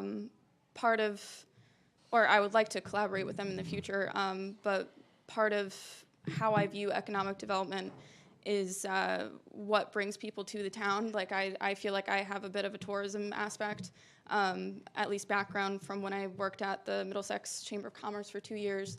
I did work with tourism, and Rita's actually our tourism board member for the town of Rocky Hill on the Central Regional Tourism District. So part of, I guess, economic development is developing what people want to see and to establish more of a culture. So yeah, it's kind of a hand-in-hand Parks and Rec economic development thing. Okay, could you sell yourself to us, that what have you accomplished in the 6 months you've been here? Brought any businesses in town? You got to sell yourself to us to get your full time. So I've had a few meetings with companies that are either looking to relocate to Rocky Hill, or they're looking to expand. They're already in Rocky Hill. They're looking to expand. I can't really say for sure what places. I don't know if I have permission to talk about some of these places. I don't. Yeah. So I have been in contact, and I do a lot of business outreach, and I keep a list of businesses that I have, either called, emailed. So it's, as of like 6 months, there are so many things that are still happening that aren't finalized yet, but I definitely hope. And it's hard to do that on a part-time basis when you're only granted 19 hours a week. Obviously, I do the best that I can with the hours that I have.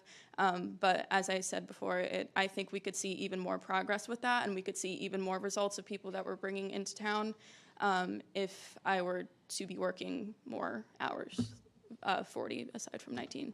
I hope that answered your question.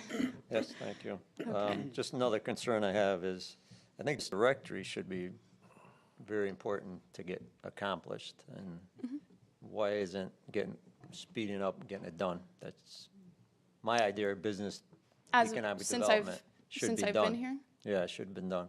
In the 6 months that I've been here? Correct. I agree that I think it does have that superiority, that it is super important. But when I'm only here part-time and I could be really like hunkering down and making good progress, and then all of a sudden my 19 hours are up and I need to, see you guys next week, even though I don't want to leave, and I'm making good progress. I have things on my desk that I'm actively working on.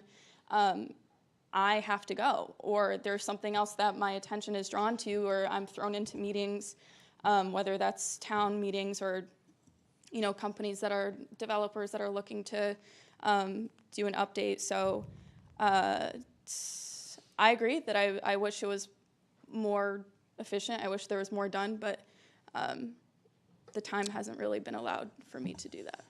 And Alondra, why don't you speak a little bit about the progress you have made percentage-wise with respect to the directory?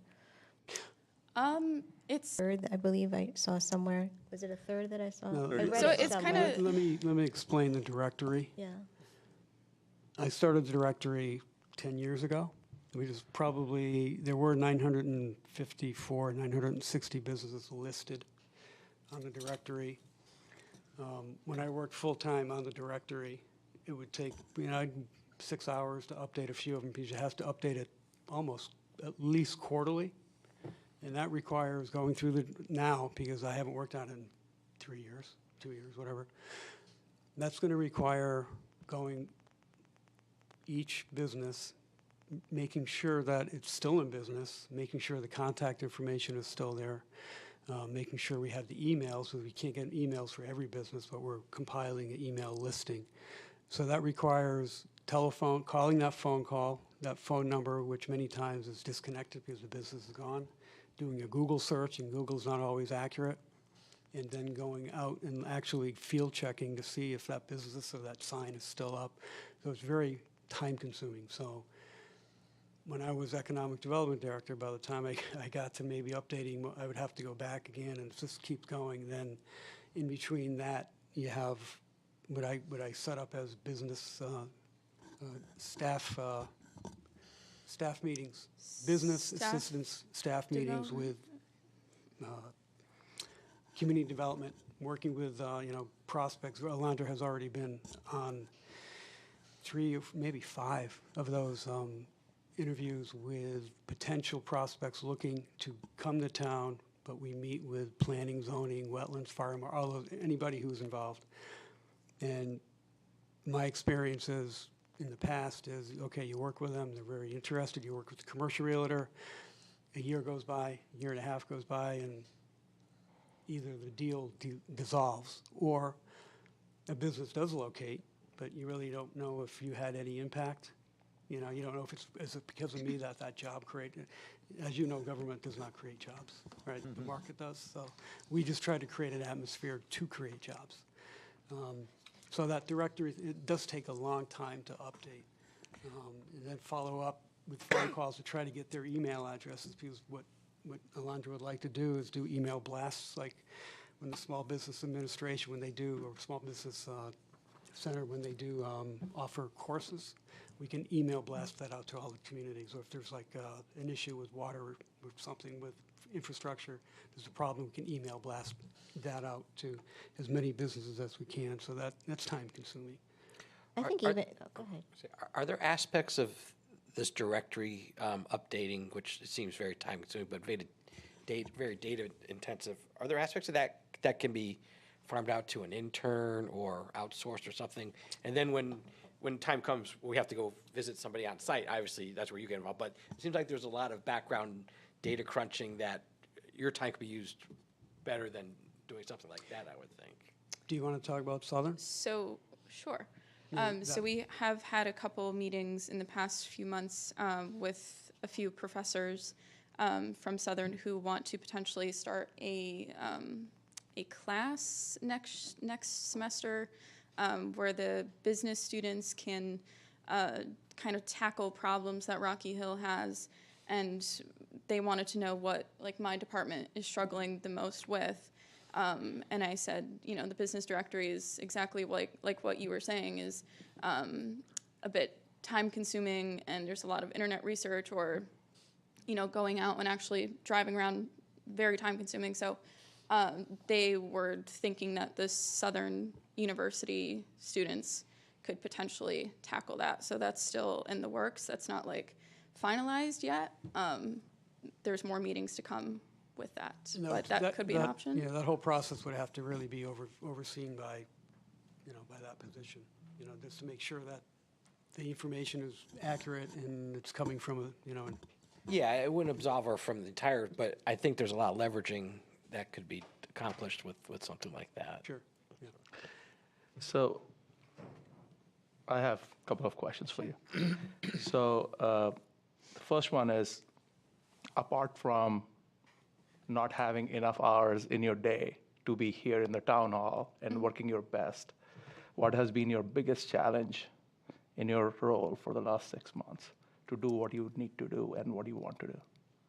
I suppose aside from the hours, it's kind of juggling many different things, many different tasks, and trying to be a part of so many things with the town, and trying to have support other departments, and being involved in a lot, which I'm so happy to do, and I love helping out my colleagues wherever I can.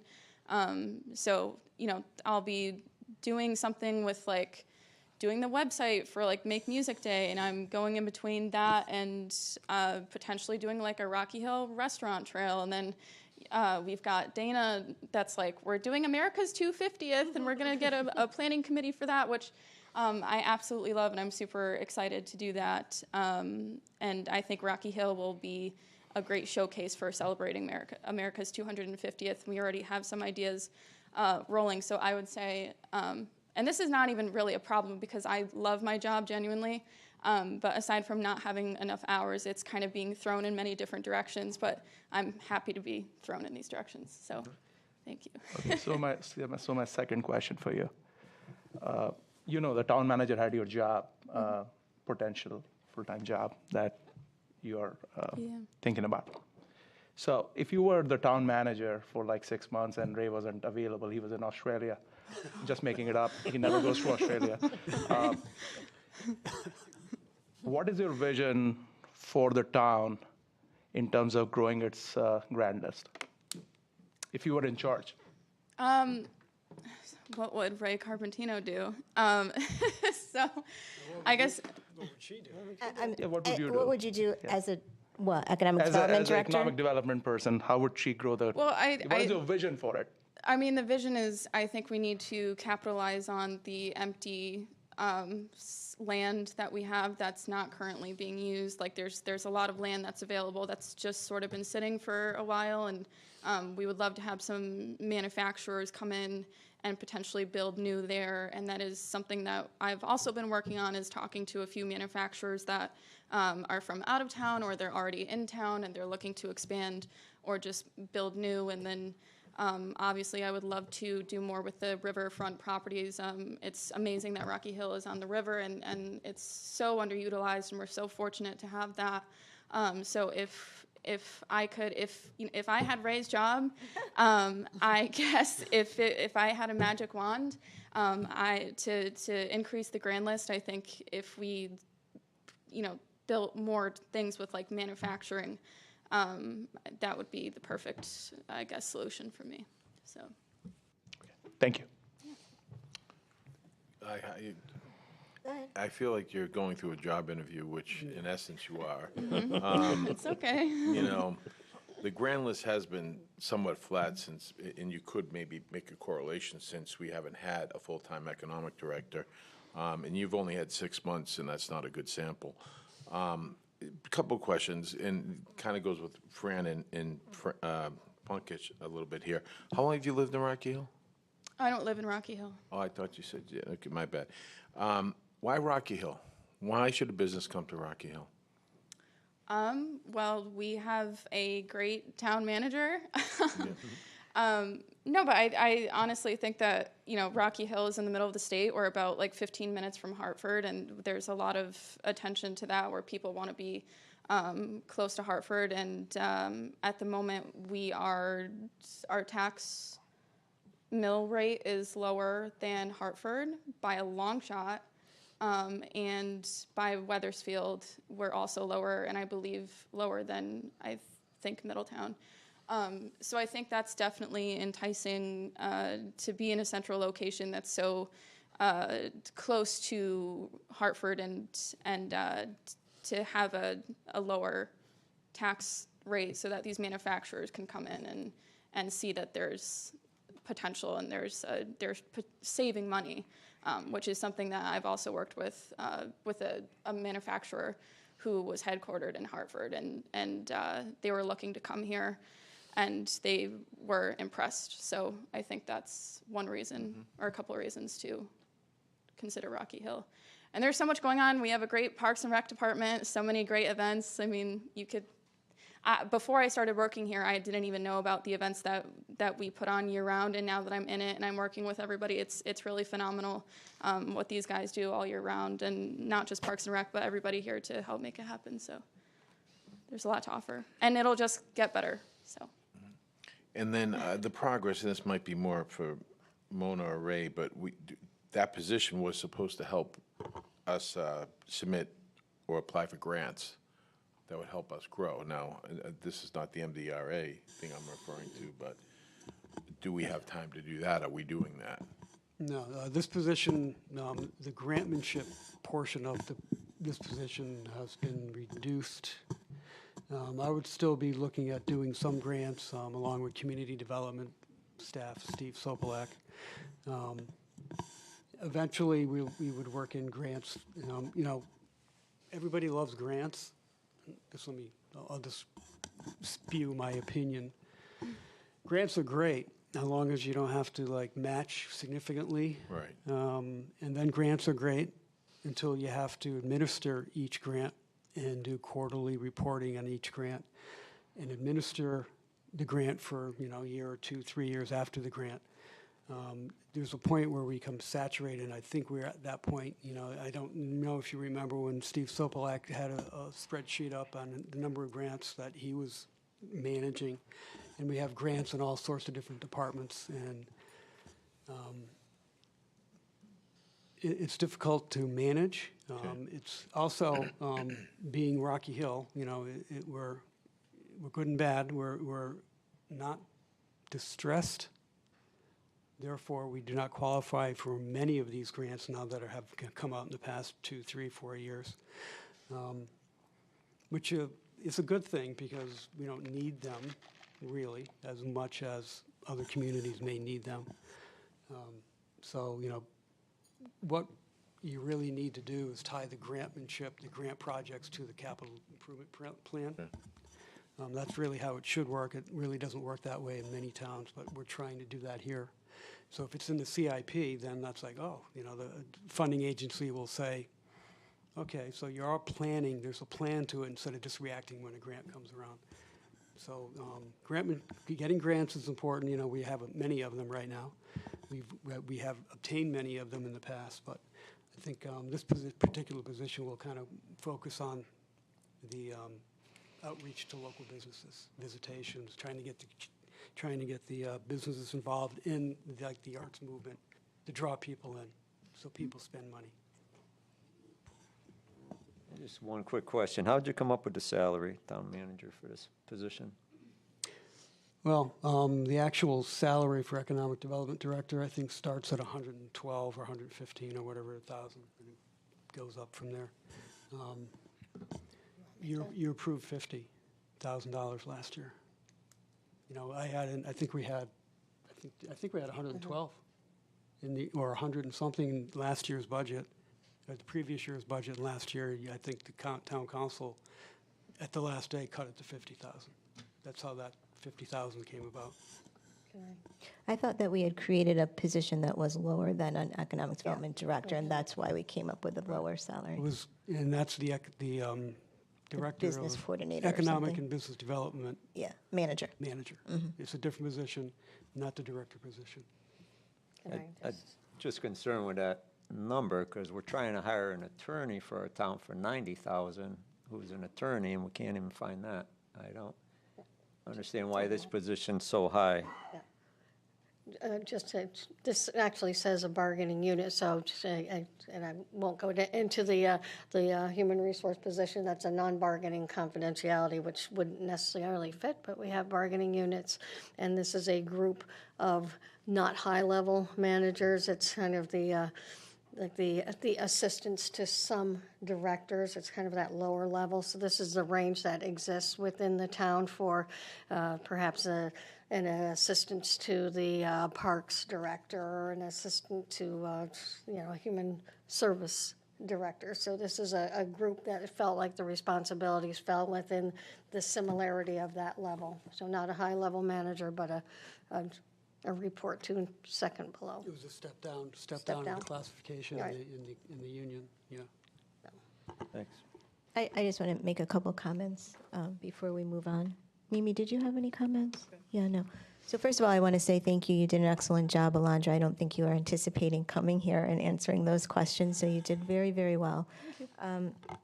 I want to talk a little bit about economic development and sort of what what I see in my mind when we say economic development. And Franny, kind of to your point, because you said, about arts and culture, and it's not necessarily growing the grand list or working on a business directory. But I was up at the LOB today, advocating for a community in a variety of different ways, and one of those ways was with respect to trails.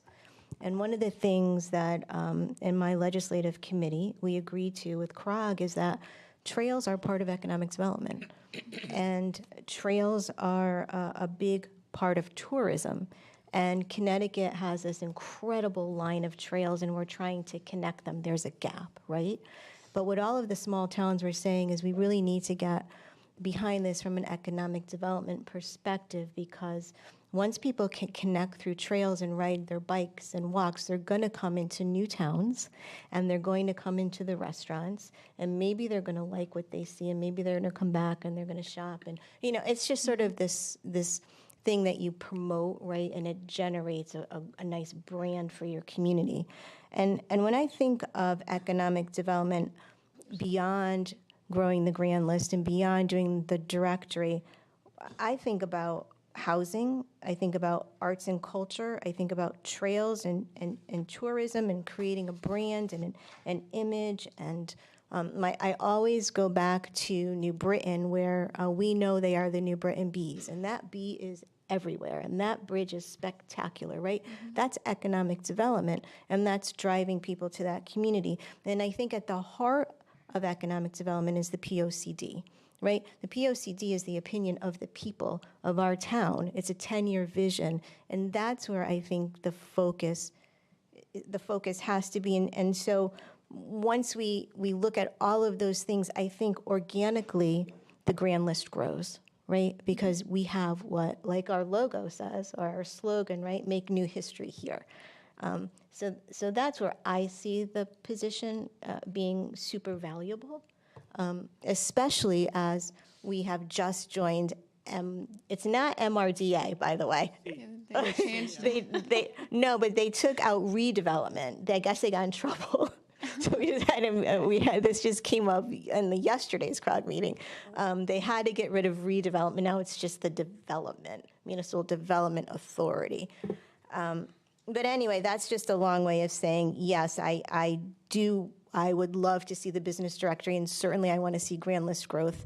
But those things happen organically when what I think you're doing is looking at the community from a younger, more vibrant perspective. And one of the things, let me just say this, because I get so excited about this topic, but every year our community is recognized as like a top community in Connecticut for something. It's for seniors, it's for schools. And this past year, it's been for young professionals, right? And so now we have a young professional who thinks different than I think. I'm just going to put it that way.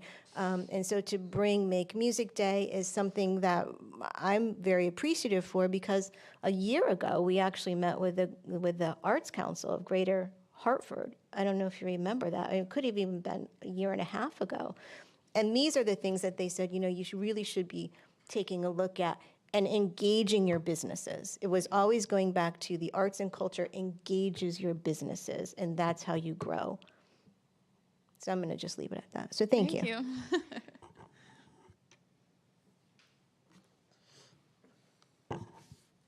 Can we let Alondra go? Go ahead and run away. Thank you. Thanks, everyone. Thank you.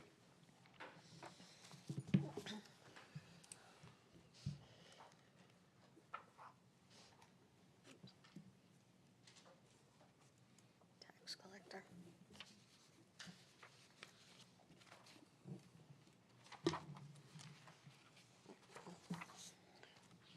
Page 58. Page 58. Mhm.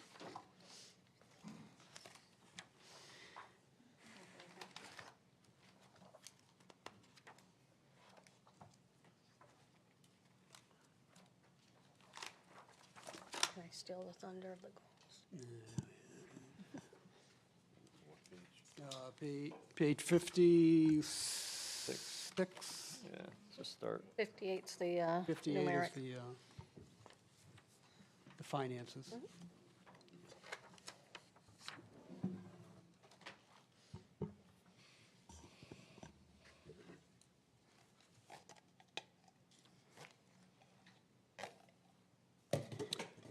So, looking at the goals, preparing for documentation of the upcoming set tax sale. That is done routinely when we have tax sales. And also training employees. We're pretty heavy on training and making sure people have the knowledge to do what they need to do, and this goal fits right into what the culture of our town hall is. Aggressively collecting delinquent taxes. As you know, the town council entered into a contract with a tax collection agency for delinquencies, long-term delinquencies. A value on that, do we? Probably about 400,000 of a 2 million that we had sent them out on. So it's moving well.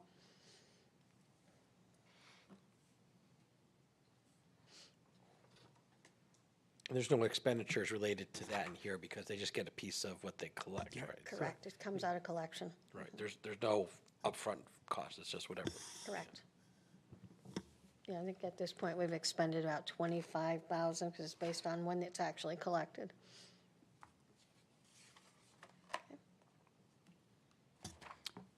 So, on page 58, total expense increase of $16,559, just over 5%, 5.1%. 11,000 of that is in full-time salaries. And then we have almost a $7,500 increase in technology software, which basically is Esri, the geographic system in the QDS. This would be the actual tax bill. You have assessor in your mind. Tax collector is the. Oh, shit. Yeah, it'd be the. I'm sorry. Did you get that, Jill? Thanks. That would be illegal. This is the actual bills and mailing them out as well. So the entire bill side. Yes. Collector side. Yeah, I got that wrong note there. I know. Wow. Overtime, no increase in overtime. And $2,600, okay, photocopier, and every line item in every department, that'll be the same. So there's not much excitement going on the tax collector's page. The 4.1% salary increase, is that just contractual, or is there a step up as well in that, or? There's 3 individuals. One is newer and going on through the step up. Right. And it's also 2 bargaining units involved in that.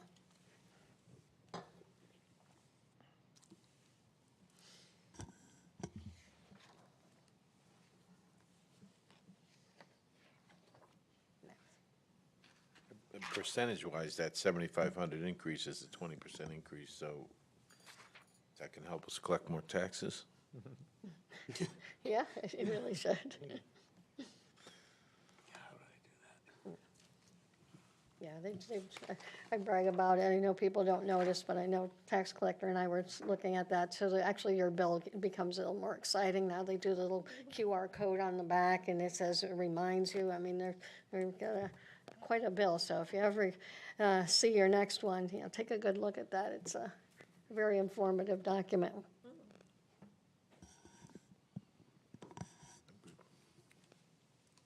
Ready for clerk? Town clerk, page 66. Unfortunately, Sandra could not be here tonight. Last minute call out. Going through the goals, we revised, you may know, we revised many of these goals throughout the document in some of the performance measures. Goal number 1 is to continue to improve the communications between the registrar of voters and the town clerk's office, and she has done that significantly. They are working together very well over the past year.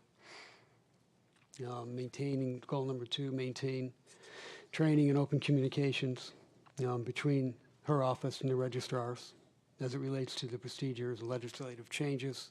Again, she was working side by side with the registrar's office. It has been. Goal number 3, we've been scanning many historic documents and getting those big in books into microfilm. And she has these remaining volumes left to be linked to the index. So that is what she's working on now. I think she has only a few left at this point. Goal number 4 is a yearly task, applying for the $7,500 grant.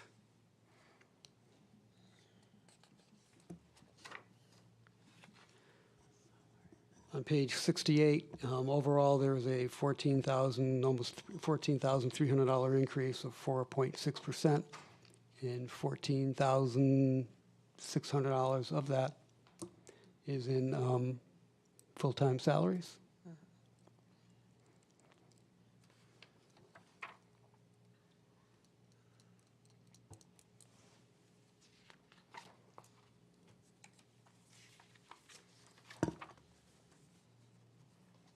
Why is the salaries a big increase? Is it a step again? Correct. Thanks.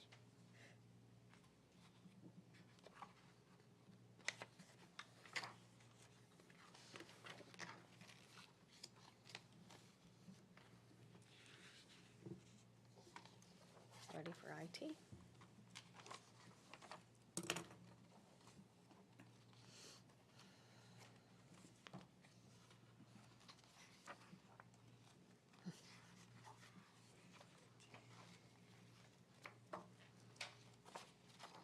Page 74. That's the financial page, obviously.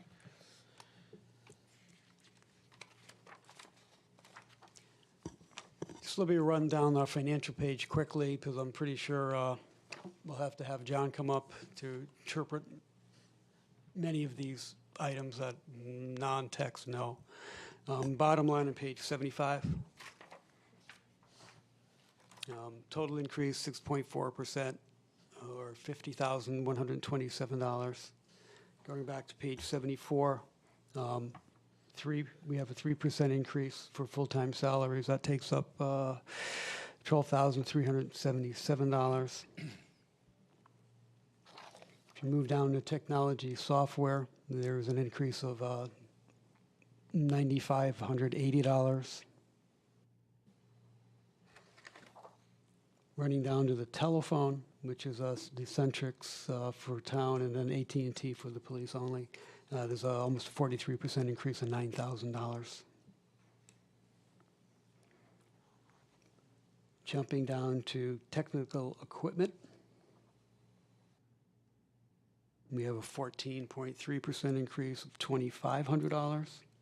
And that's the 2 keys, the FIDO 2 keys, and the wireless access points and so on.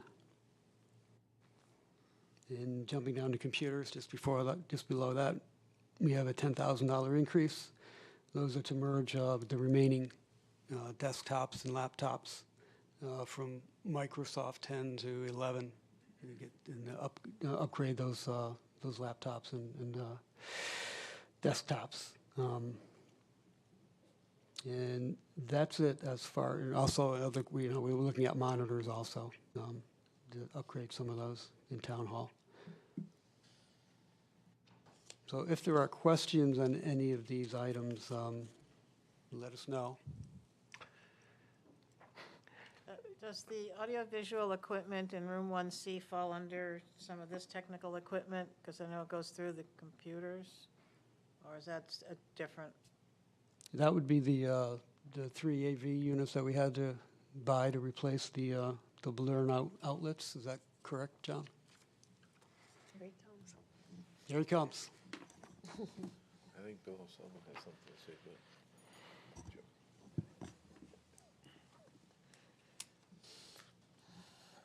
I'm listening, Dave.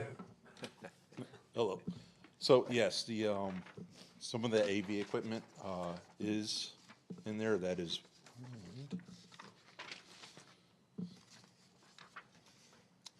That's under the technical equipment. So actually, nope, that's not the technical equipment. That is under technical supplies. Technical supplies, yes. So that there's money that's put aside now because that equipment has been in there for a number of years now. Starting to see equipment failures, things like that. A lot of that stuff is always powered on, and power and circuits, they're great until they're not. So yes, there's money set aside in that budget for replacing some of those items. Thank you. Why is the telephone significantly increase again? That has a lot to do with the nature of the phone carriers themselves. So a lot of those Centrix lines and things like that are older analog lines, and they just jack the prices up on us. Can we go out to bid and try to get more updated one? It depends. We certainly will do. I don't know if necessarily go out to bid, but we work with other vendors. There are some other vendors that will try and get us the best rates, but typically we have the best rates as it is right now. The phone companies just don't want to support the old copper lines anymore, and they make you pay. Speaking about the old copper lines, I assume some of these updates, we're not going to get hit 1 year with this major thing we have to do. We kind of allocating for replacement so that we don't have full replacement of all computers or all monitors at the same time? That is correct. This is actually a project that we started 2 years ago. So we've been, very cognizant about trying to just replace en masse a lot of computers. This Windows 10 goes end of life October 14th of this year. That means it's no longer supported. We want to make sure we're especially supported, on a supported operating system. We've been replacing computers for the last couple of years. Any computers that we've been targeting full-time employees, and then once we get that done, we're going to start working on the police, some of the mobiles on the police this year, this budget cycle, as well as taking any machines that are capable of running Windows 11. Microsoft has a very strict, kind of this processor will be supported, this one is not. So anything that we have that we can recycle into the shared computers for the library and stuff like that, that's when we're going to start, or the kiosks that are downstairs. We're going to start taking those and bringing them on that way as well. John, can you talk a little bit about, in context of this budget, your priorities? I mean, there are some tech software increases here, right? Obviously about 5%, I think. But can you talk a little bit about the infrastructure updates and the security updates? And Sure. Yeah. So- And also, if you want to kind of loop this in, the maintenance contracts, they are going up significantly, looks like. So the About maintenance 19% contracts is- themselves, I'll start with that one first, just because it's a nice, easy number there.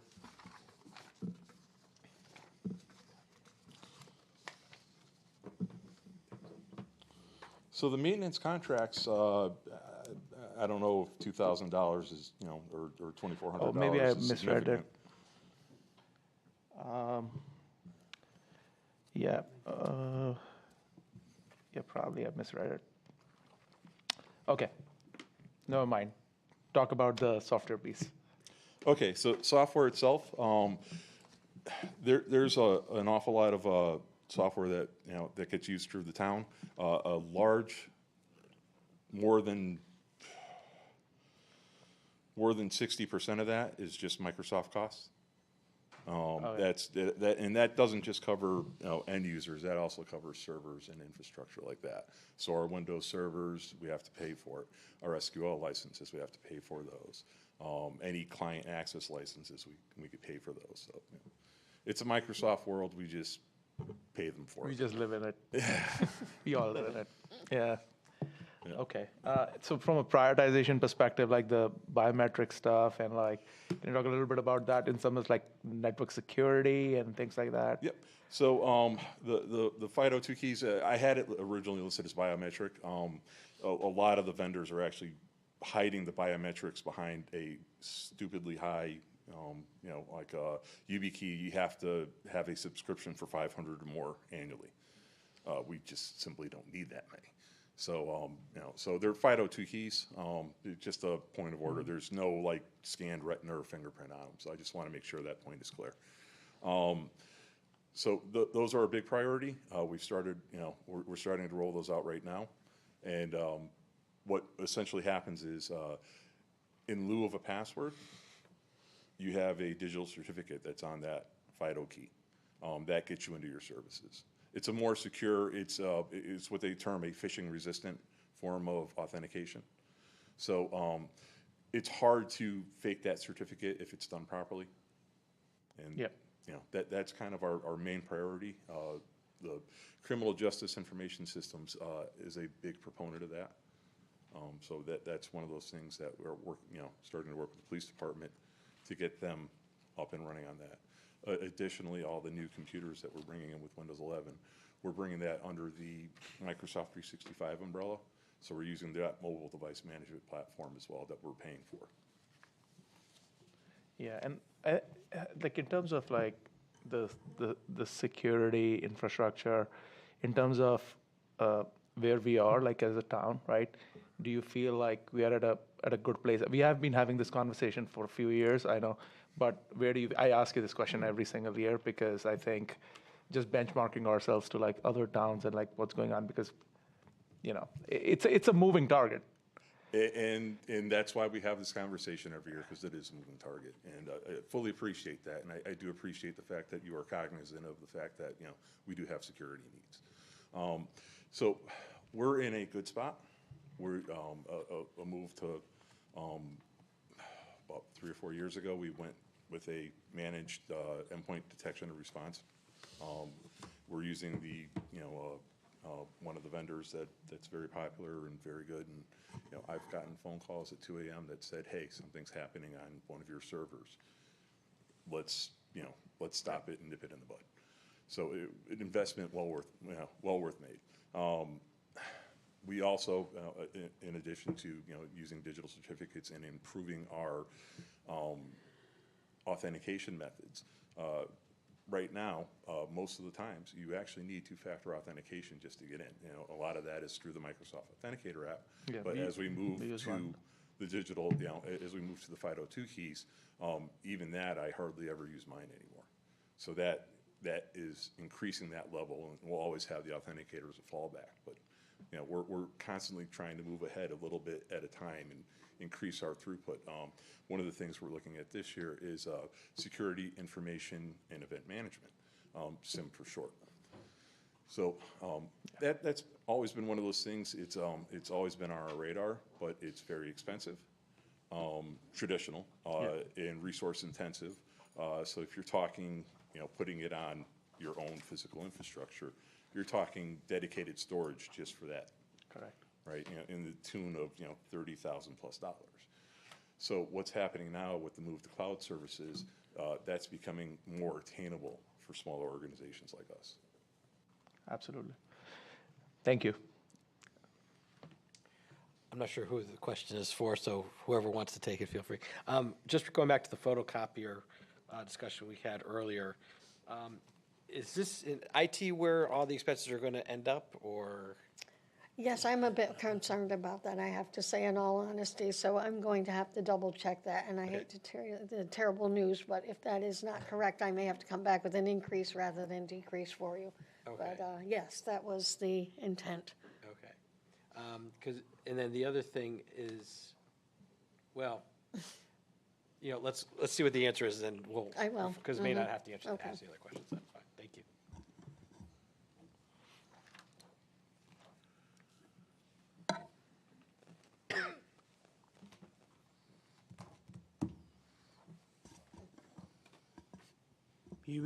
On to human services.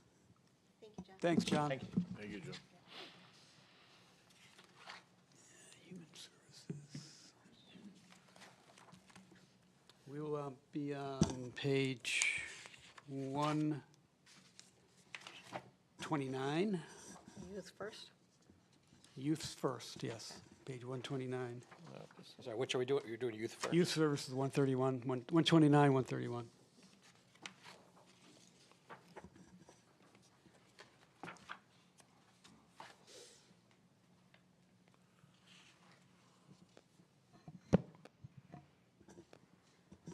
Now, I'm just walking through the first page on 129, the youth services goals. Always pursuing fundraising opportunities to support any of their newly implemented programs. Melissa and her people do a fantastic job at that. They put on quite a number of different programs in educational and fun items.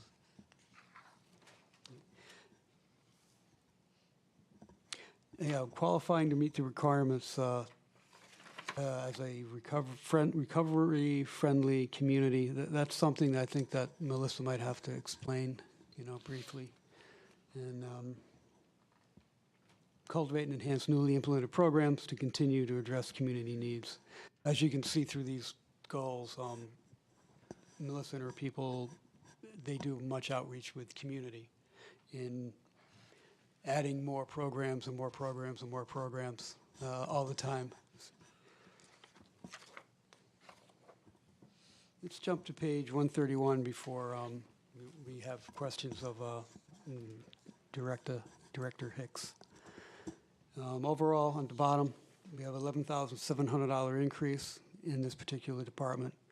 $5,700 of that is in full-time salaries. And $6,000 of that is in what's termed the Positive Youth Development Program. And I believe that's primarily transportation related, moving the kids here around to different programs.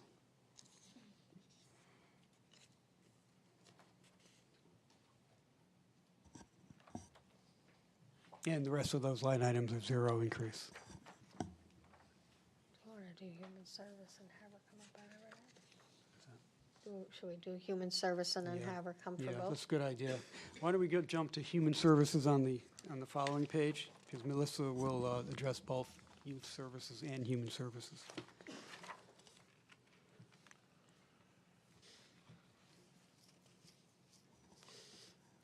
Page 132. Very similar goals as the youth services. Very.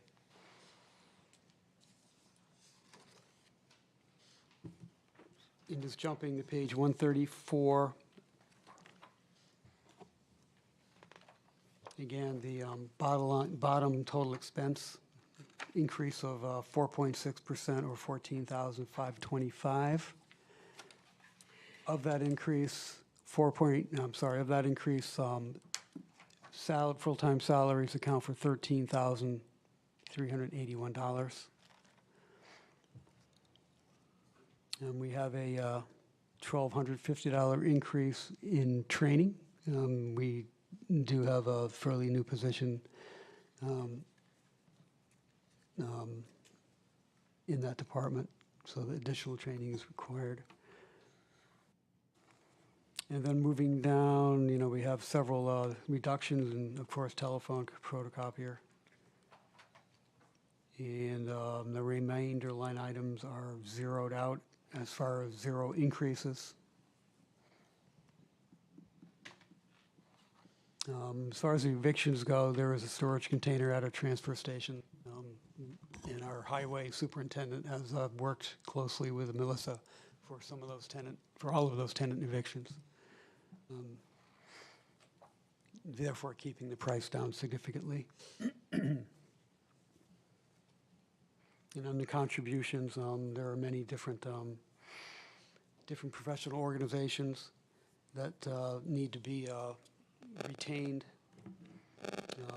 Assistance and charity software tracking components, Constant Contact, Charity Track, things of those natures, dues and subscriptions.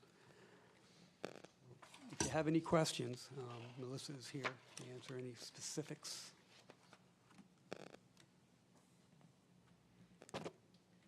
Could you just address the positive youth development? There's such an increase in that. Yeah, that was the transportation issues. Yeah. Good evening. Specifically, the $6,000 increase? Correct.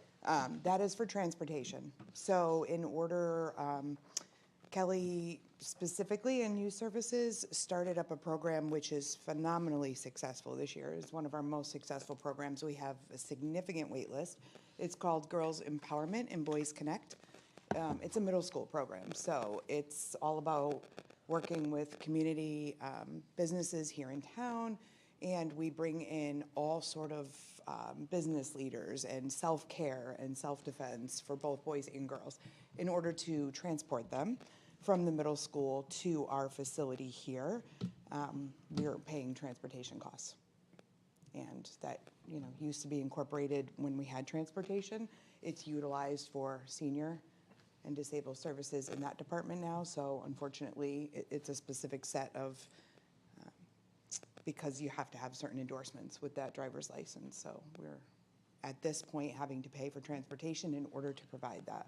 And they're coming to our building here so that we're not renting out any other space. We're utilizing the 2 rooms that we have for a lot of that programming. And it's a program we feel is essential and has been very, very positive. In fact, this summer, where the entire staff is shutting down all of our other programming so that all staff can be on board to run sort of what we're calling a boot camp to sort of get that wait list down so that we are servicing all the kids in the middle school that want to be a part of this program. So How many kids in there now, do you think, are enrolled?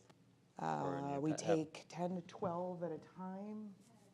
10 at a time, and we've had 3, so we're going to be doubling that. So that 1 week, we're going to do 2 sessions, so we'll have 20 girls, 20 boys there, and then roll into the next school year. So already 60 or 80 within the last year, once we do the summer boot camp. Nice, thanks. I'm not sure if it's for Melissa or for Mona, but it's not a big dollar amount, but meeting expense, we budget $2,500 last year. Through 2/3 of the year, we spent $339. We're still anticipating $2,500 to be spent and budgeting that for the following year. Are you on? This is for Oh, youth. on youth? Youth, yeah. Oh, sorry, I had to change my page. Let me go see.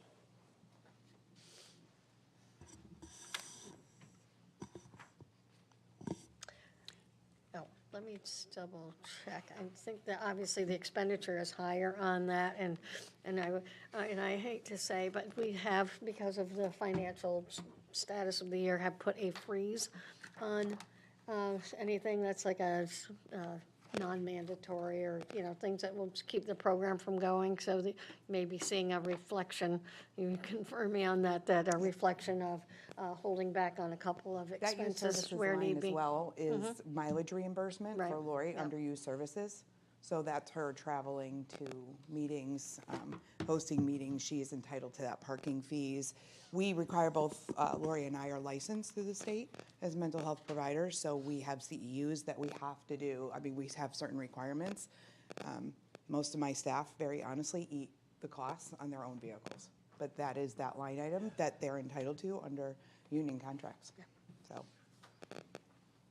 Yeah, I guess my question is, are we going to get from 339 to 2,500 in 4 months when we spent 339 in 8 months? I would say unlikely. Okay. But we still want to budget that for the next. Ideally, they'll continue a normal full year without restriction. Okay. Thank you.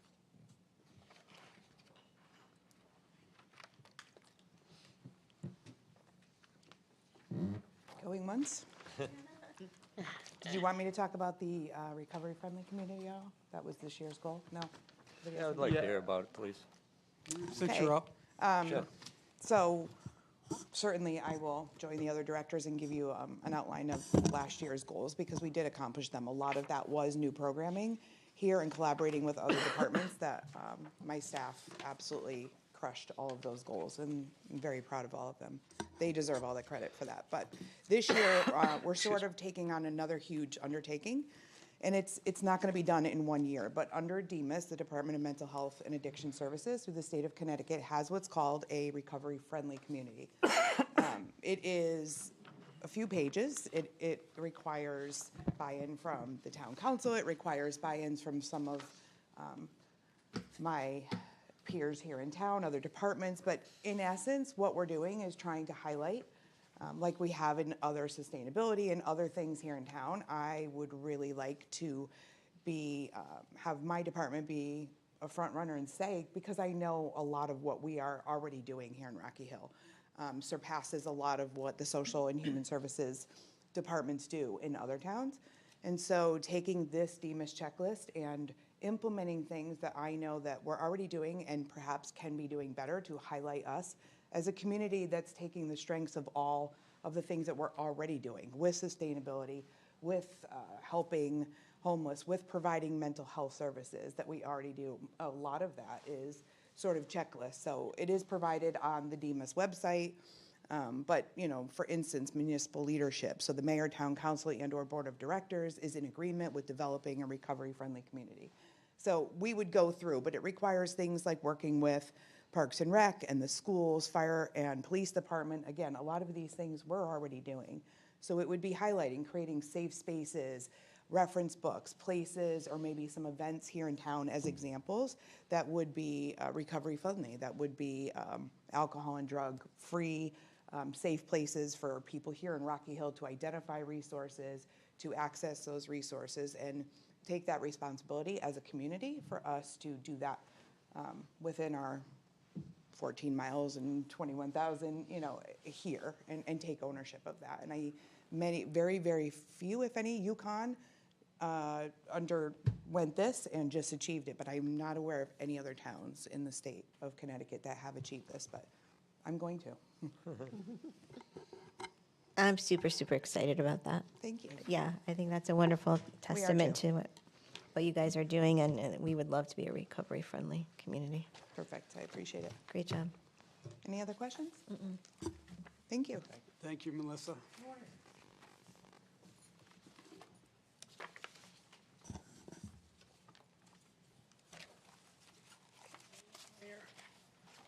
All right, here we go. Fire department. Fire administration, page. I got a driving problem. I'm okay. Page 96 for us. Got reckless for a second. Okay. Okay, so I'm going to do what I've been doing, and for now, I'm going to jump to this particular budget page, and then with questions, because, you know, it is a specialty. We'll have all three of you guys come up and speak if need be.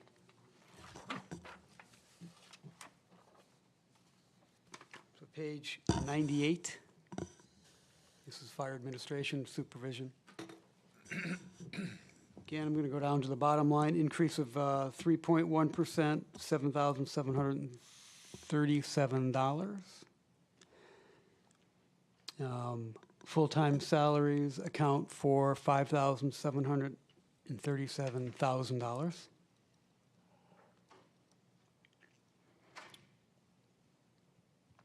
Then we have a $5,500 increase in support services, which is hazmat compliance and training sheets, and which need to be updated every so often, maybe every 3 years. So those prices have increased.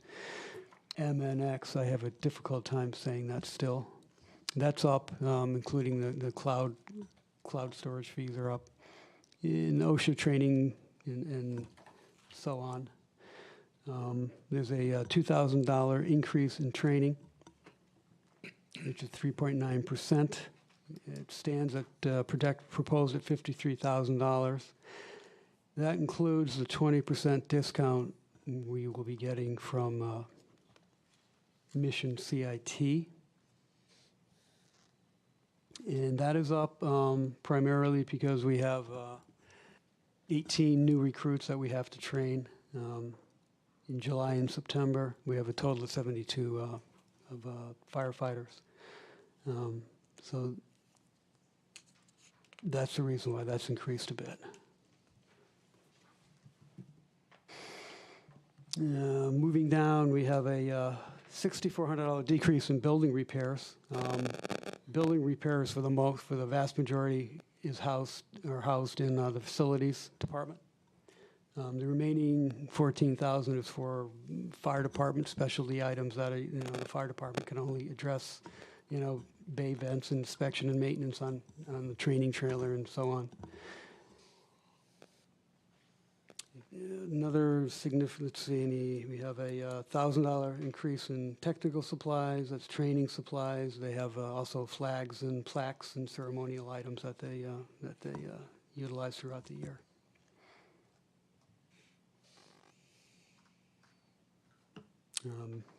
Communications have remained 0% increase. It's just radio service and ISO mandates and reduced and then headsets in the trucks and items like that the chief might be able to speak to. So, questions on this particular page? See full-time salaries increase 7.1%. There's step-ups in there, or what's? Yes, there's a step in there. One person's had the COLA and the step. What position is that? That's the administrative assistant.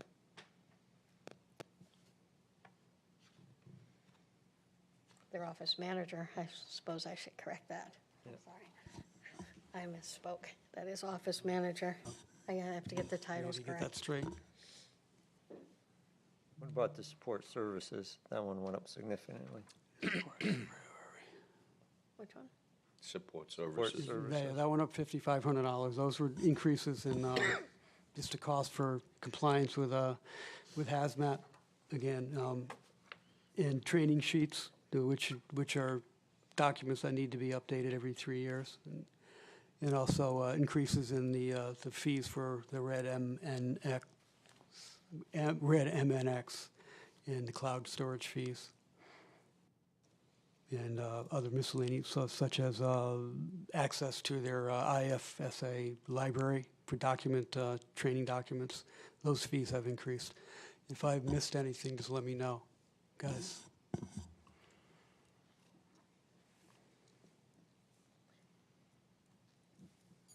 Did you want to do each page and then have them come up after? I don't know, it might be, Okay. I don't know, there's a lot of pages. I don't know how you want to, do you want to do each page with questions, or you want to do all three pages and then have them come back with questions? I'd rather do each page. There's a lot of stuff here. Yeah, there's a lot of stuff here.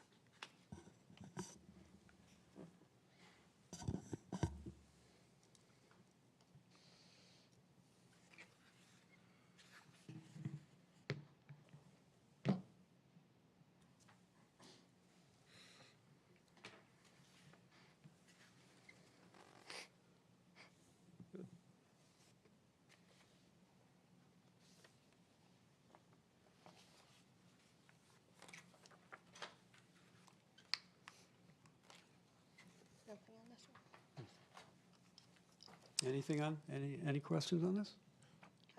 All right, moving on to firefighting, the following page, page 99.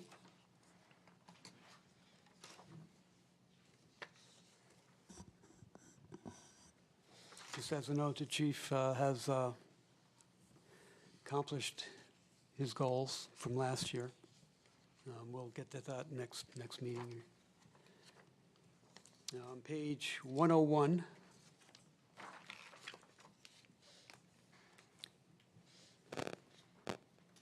you'll notice bottom page, bottom of the page, total expense, increase of 7%, $55,500.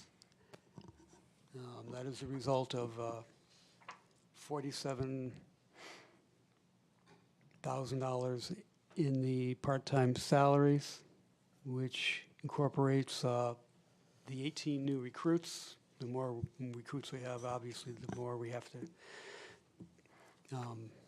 pay them to respond. And also, the calls are up over 17%.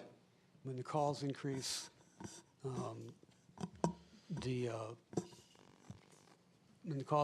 the payments per call increase.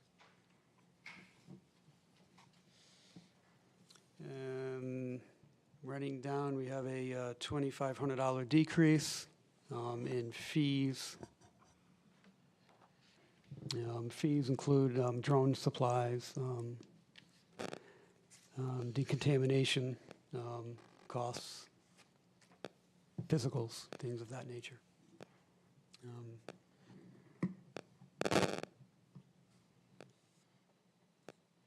Running down to turnout gear, we have a $18,000 increase, 24.5%.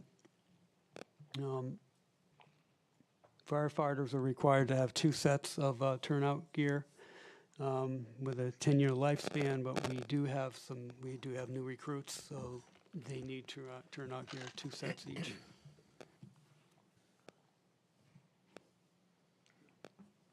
Can you talk about the increase in part-time salaries? Almost 14%. Yeah, the part-time salaries, I just went through that a little while ago. That's because of the calls, primarily because the calls are up 17%. We're giving them, And we have 72 full-timer, or 72 firefighters, and, we pay them per call. So when they respond to the calls, the payment fee, that line item increases incrementally with the call, each call. just piggybacking with that, last year we gave them a significant increase as well for part-time salaries. Is all that money, Mona, actually being used for salaries? Oh, absolutely. Yeah, it's a pay per call, so it's every firefighter, and they have to submit on a monthly basis the calls they went to, and they get paid. So that's all it's for. Do you have the rates of what they get paid? Is it different based on the ranks? Yeah, I'm gonna throw up 20, 25? 20 flat. Okay. For all ranks? For All ranks. It's for all ranks, Mike. Thank you. To them. You can sit down.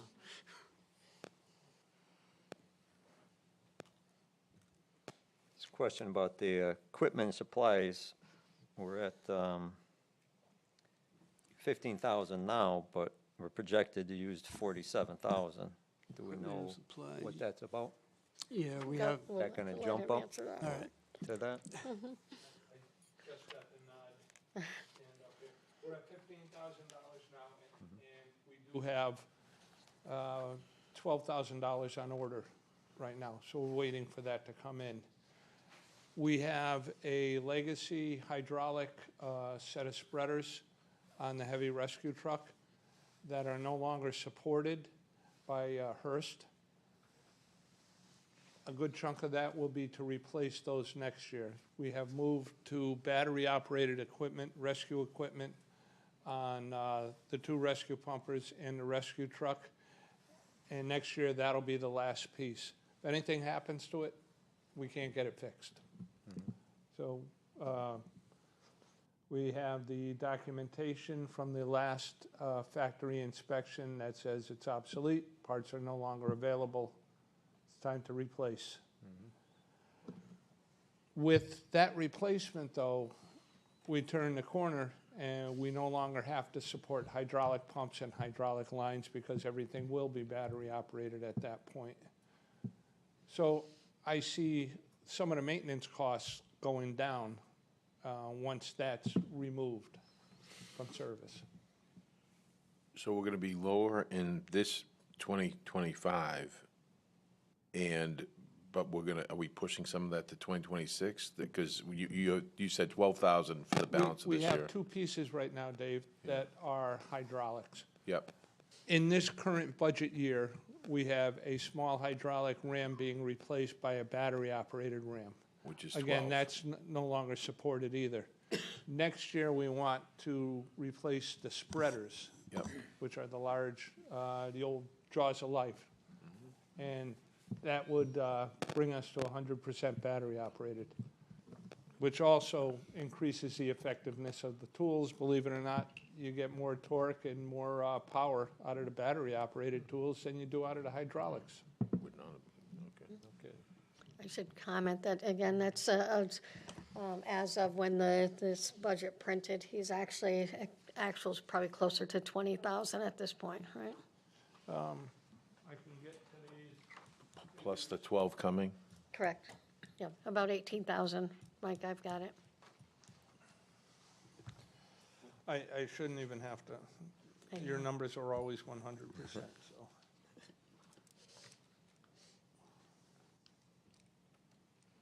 Theoretically, we're hitting around 37,000, Right. which does save us 10. Assume we had no other supplies to ride the year out. Correct. Yeah. So I want to go back to the part-time salaries thing. Yes. So so the stipend is the same amount per call, it's just more calls. Exactly. Okay.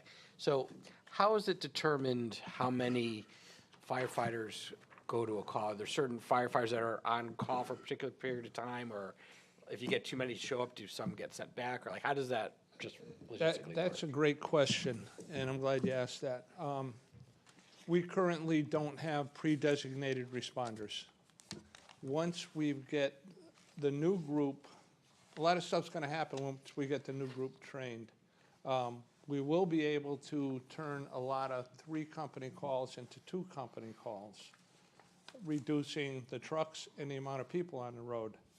But we're currently not there until these people are certified. And we have 18 that need certification. Down the road, we could even get into the pre-designated responders if that increases efficiency. And it's a game of dominoes. You have to train them, certify them, evaluate, and then you're able to look at call response from there. So do you have instances where you have, well, I guess there's two. Do you have instances where not enough show up, or do you have instances where too many show up to a particular call? I don't ever want to say too many show up. We have pre-assigned assets per call. Okay, we load up the assets, the fire trucks, fire engines, rescue truck, whatever it might be, and then we have a standby. We hold the remaining crews back in the firehouses. We are a little over 20% right now at simultaneous calls, so when one call's going on, another one's going on. Easter Sunday, I think we had 3 at once. So that's why we do that. Well, at this point, we don't want to turn anybody back. I know it probably doesn't look great from an efficiency standpoint, but it does work for us and for the town.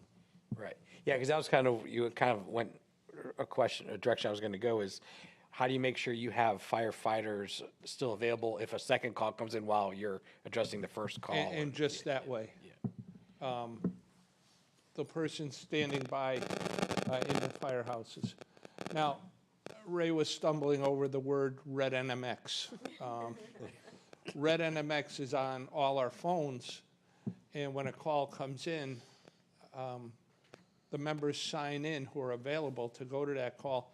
So as chief officers, all we have to do is click on our app, and we see who's available, and we see who's gonna, we know how many, we'll know how many going to Station 1, Station 3, Station 2, whatever. We know each truck will run with 6, so we have a good idea who's behind for the next call and trying to think 20, 30 minutes ahead of where we're at. Gotcha. Okay, great. Appreciate it. That's good information. I assume by how you explain the two, replacing the two hydraulics for next year, the spreaders and whatnot, you have kind of looked at allocating like replenishment of equipment, improvement of equipment. You've laid that out over the years so that we're not, as I asked the other department, we're not going to get 1 year hit with, oh my God, we got to update this and it's going to be a big ticket item. Yes, but I might as well put this on the radar screen. Our SCBA air pack bottles, once they hit 10 years, they have to be removed from service. We're at 8 years now. We have 144 bottles. So down the road, it was a purchase based on a referendum. We received 72 packs, each with 2 bottles, hence 144 bottles. And once we hit the 10-year mark, we're really going to have to start purchasing bottles. Now, they're $1,100 a bottle. We didn't put them into these budgets as we really want to look into grants and other creative funding before we come here and really hit you guys up on this. But it might be something we have to consider in 2 years. Yes. And I'll put another thing on the radar screen. Apparatus in about 10 years. Yeah, I do want to like pre-plan for some of this stuff. Yeah. Okay. The increase in calls, are those mainly, I'm going to try to differentiate, local or Interstate 91? They're mainly local. They are. We are up, and I reported this out to the Public Safety Committee Monday. We're up 17% this year over last year. I believe with the call number today, I think it was 260. We were there the 4th week of May last year. The second half of the year is typically busier than the first half. Where we land December 31st, is anybody's guess. With that said, and I don't know how they're doing it, but we've seen a decrease in highway calls the past 6 weeks. And I don't know if it's different enforcement, what's going on out there, I'm not sure. February was an extremely heavy month. We were out there better than every other day. I believe it was 15 calls. March slowed down, and April has slowed down. Again, the crystal ball, being a crystal ball, it's fuzzy. I don't know what the highway's going to bring the rest of the year. And as you know, September through January, because I already mentioned February, was just, up there. We were up there 3-4 times a week. So then, we get compensated for the calls that are on the interstate, and we do not get compensated for the local call? That's our dime, so to speak. We get compensated at the tune of $500 for every fire company dispatched to the highway per highway call. We dispatch 3 companies. We dispatch 3 companies for a safety factor because we want blockers up there. We want apparatus cutting down and slowing down traffic with our people working up there. With that said, we do have a revenue recovery policy for certain calls within the town. It's kind of like the false alarm policy, where you have 3 false alarms, then you're able to charge $99 after that. I believe it's a town ordinance. So the highway pulls in considerably more than the in-town residency revenue recovery.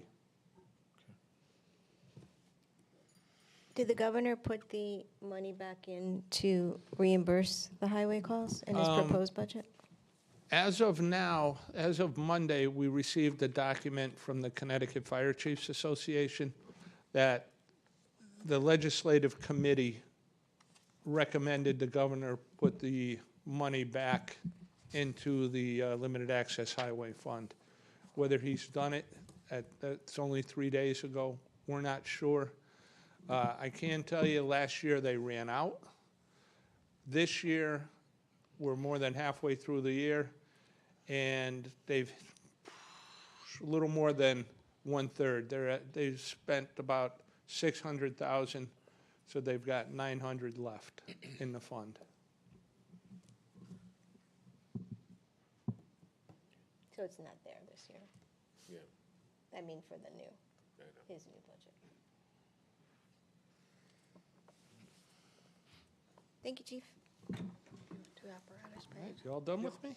Apparatus. Oh, all right. Had one more page, sir. One more page. Don't move yet. All right.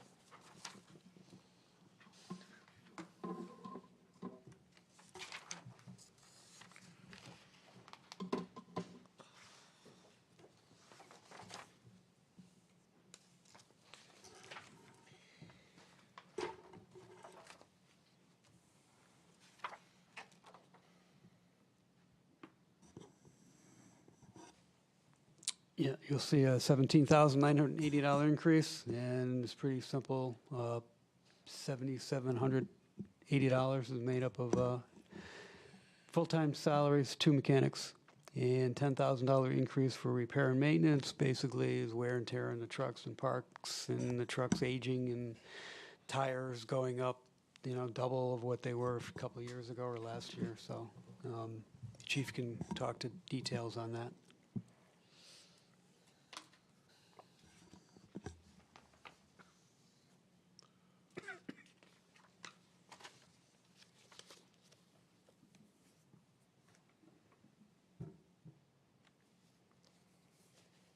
Any questions? Just with the technical equipment, we spent nothing at this point. We anticipate 10,000 be still spent. Let me look at your- Hold on, I have his actual, so I just want to double check. It's unlike the fire department to leave a line item unexpended unless I had put him on a freeze, and I know I did. He's about close to 4,000 to date. What are you anticipating? A lot of tires to be replaced in the vehicles? The tires we replace, I don't have all the amounts for next year, but we replace them not like our own personal tires where you start seeing the wear bars. There's a replacement rotation for these. They've gone up. We used to pay about $600 a tire. We're up to $1,100 a tire now. And you can't find them cheaper anywhere. And the trucks are starting to hit, some of them are starting to hit 10, 11 years old. Typical lifespan is 20 years. You can eke out 25 years. So we're getting about the mid-range on these the next few years. And the other thing is, when the town was nice enough to approve the referendum in 2015, I believe it is, and we ordered and began receiving the trucks as they were coming in, some of them were at 6, 8, 9 month delivery time. Now we're talking 2 to 3 years. So, and probably double what we paid back then. So we probably do have to do some serious planning coming up. I'm going to clarify, that was actually your technical equipment question, which is your hose. Do you want well- $10,000 for hose or? Right, and then we moved on. Fran asked about the Yeah, okay. tires. Were But you the- good? as Okay. for the technical equipment, we received money from the state, which we did purchase some hose for. The object is, or the objective is to have a full engine's worth of replacement hose. And that's a lot of hose, close to 3,000 feet. The technical equipment, we were going to purchase some stuff, new computer readers for the apparatus, et cetera. We're on hold right now with the spending freeze.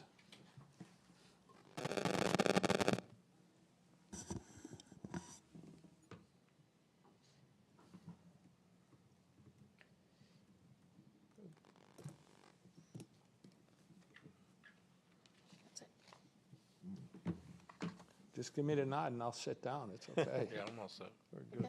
All righty, thank you. Thank you, Chief.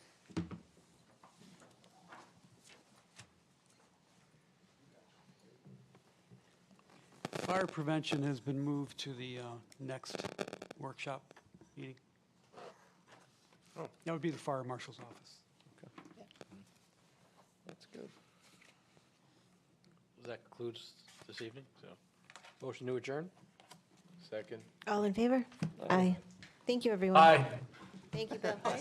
Thanks, Bill. There you go, Bill. You got your. Still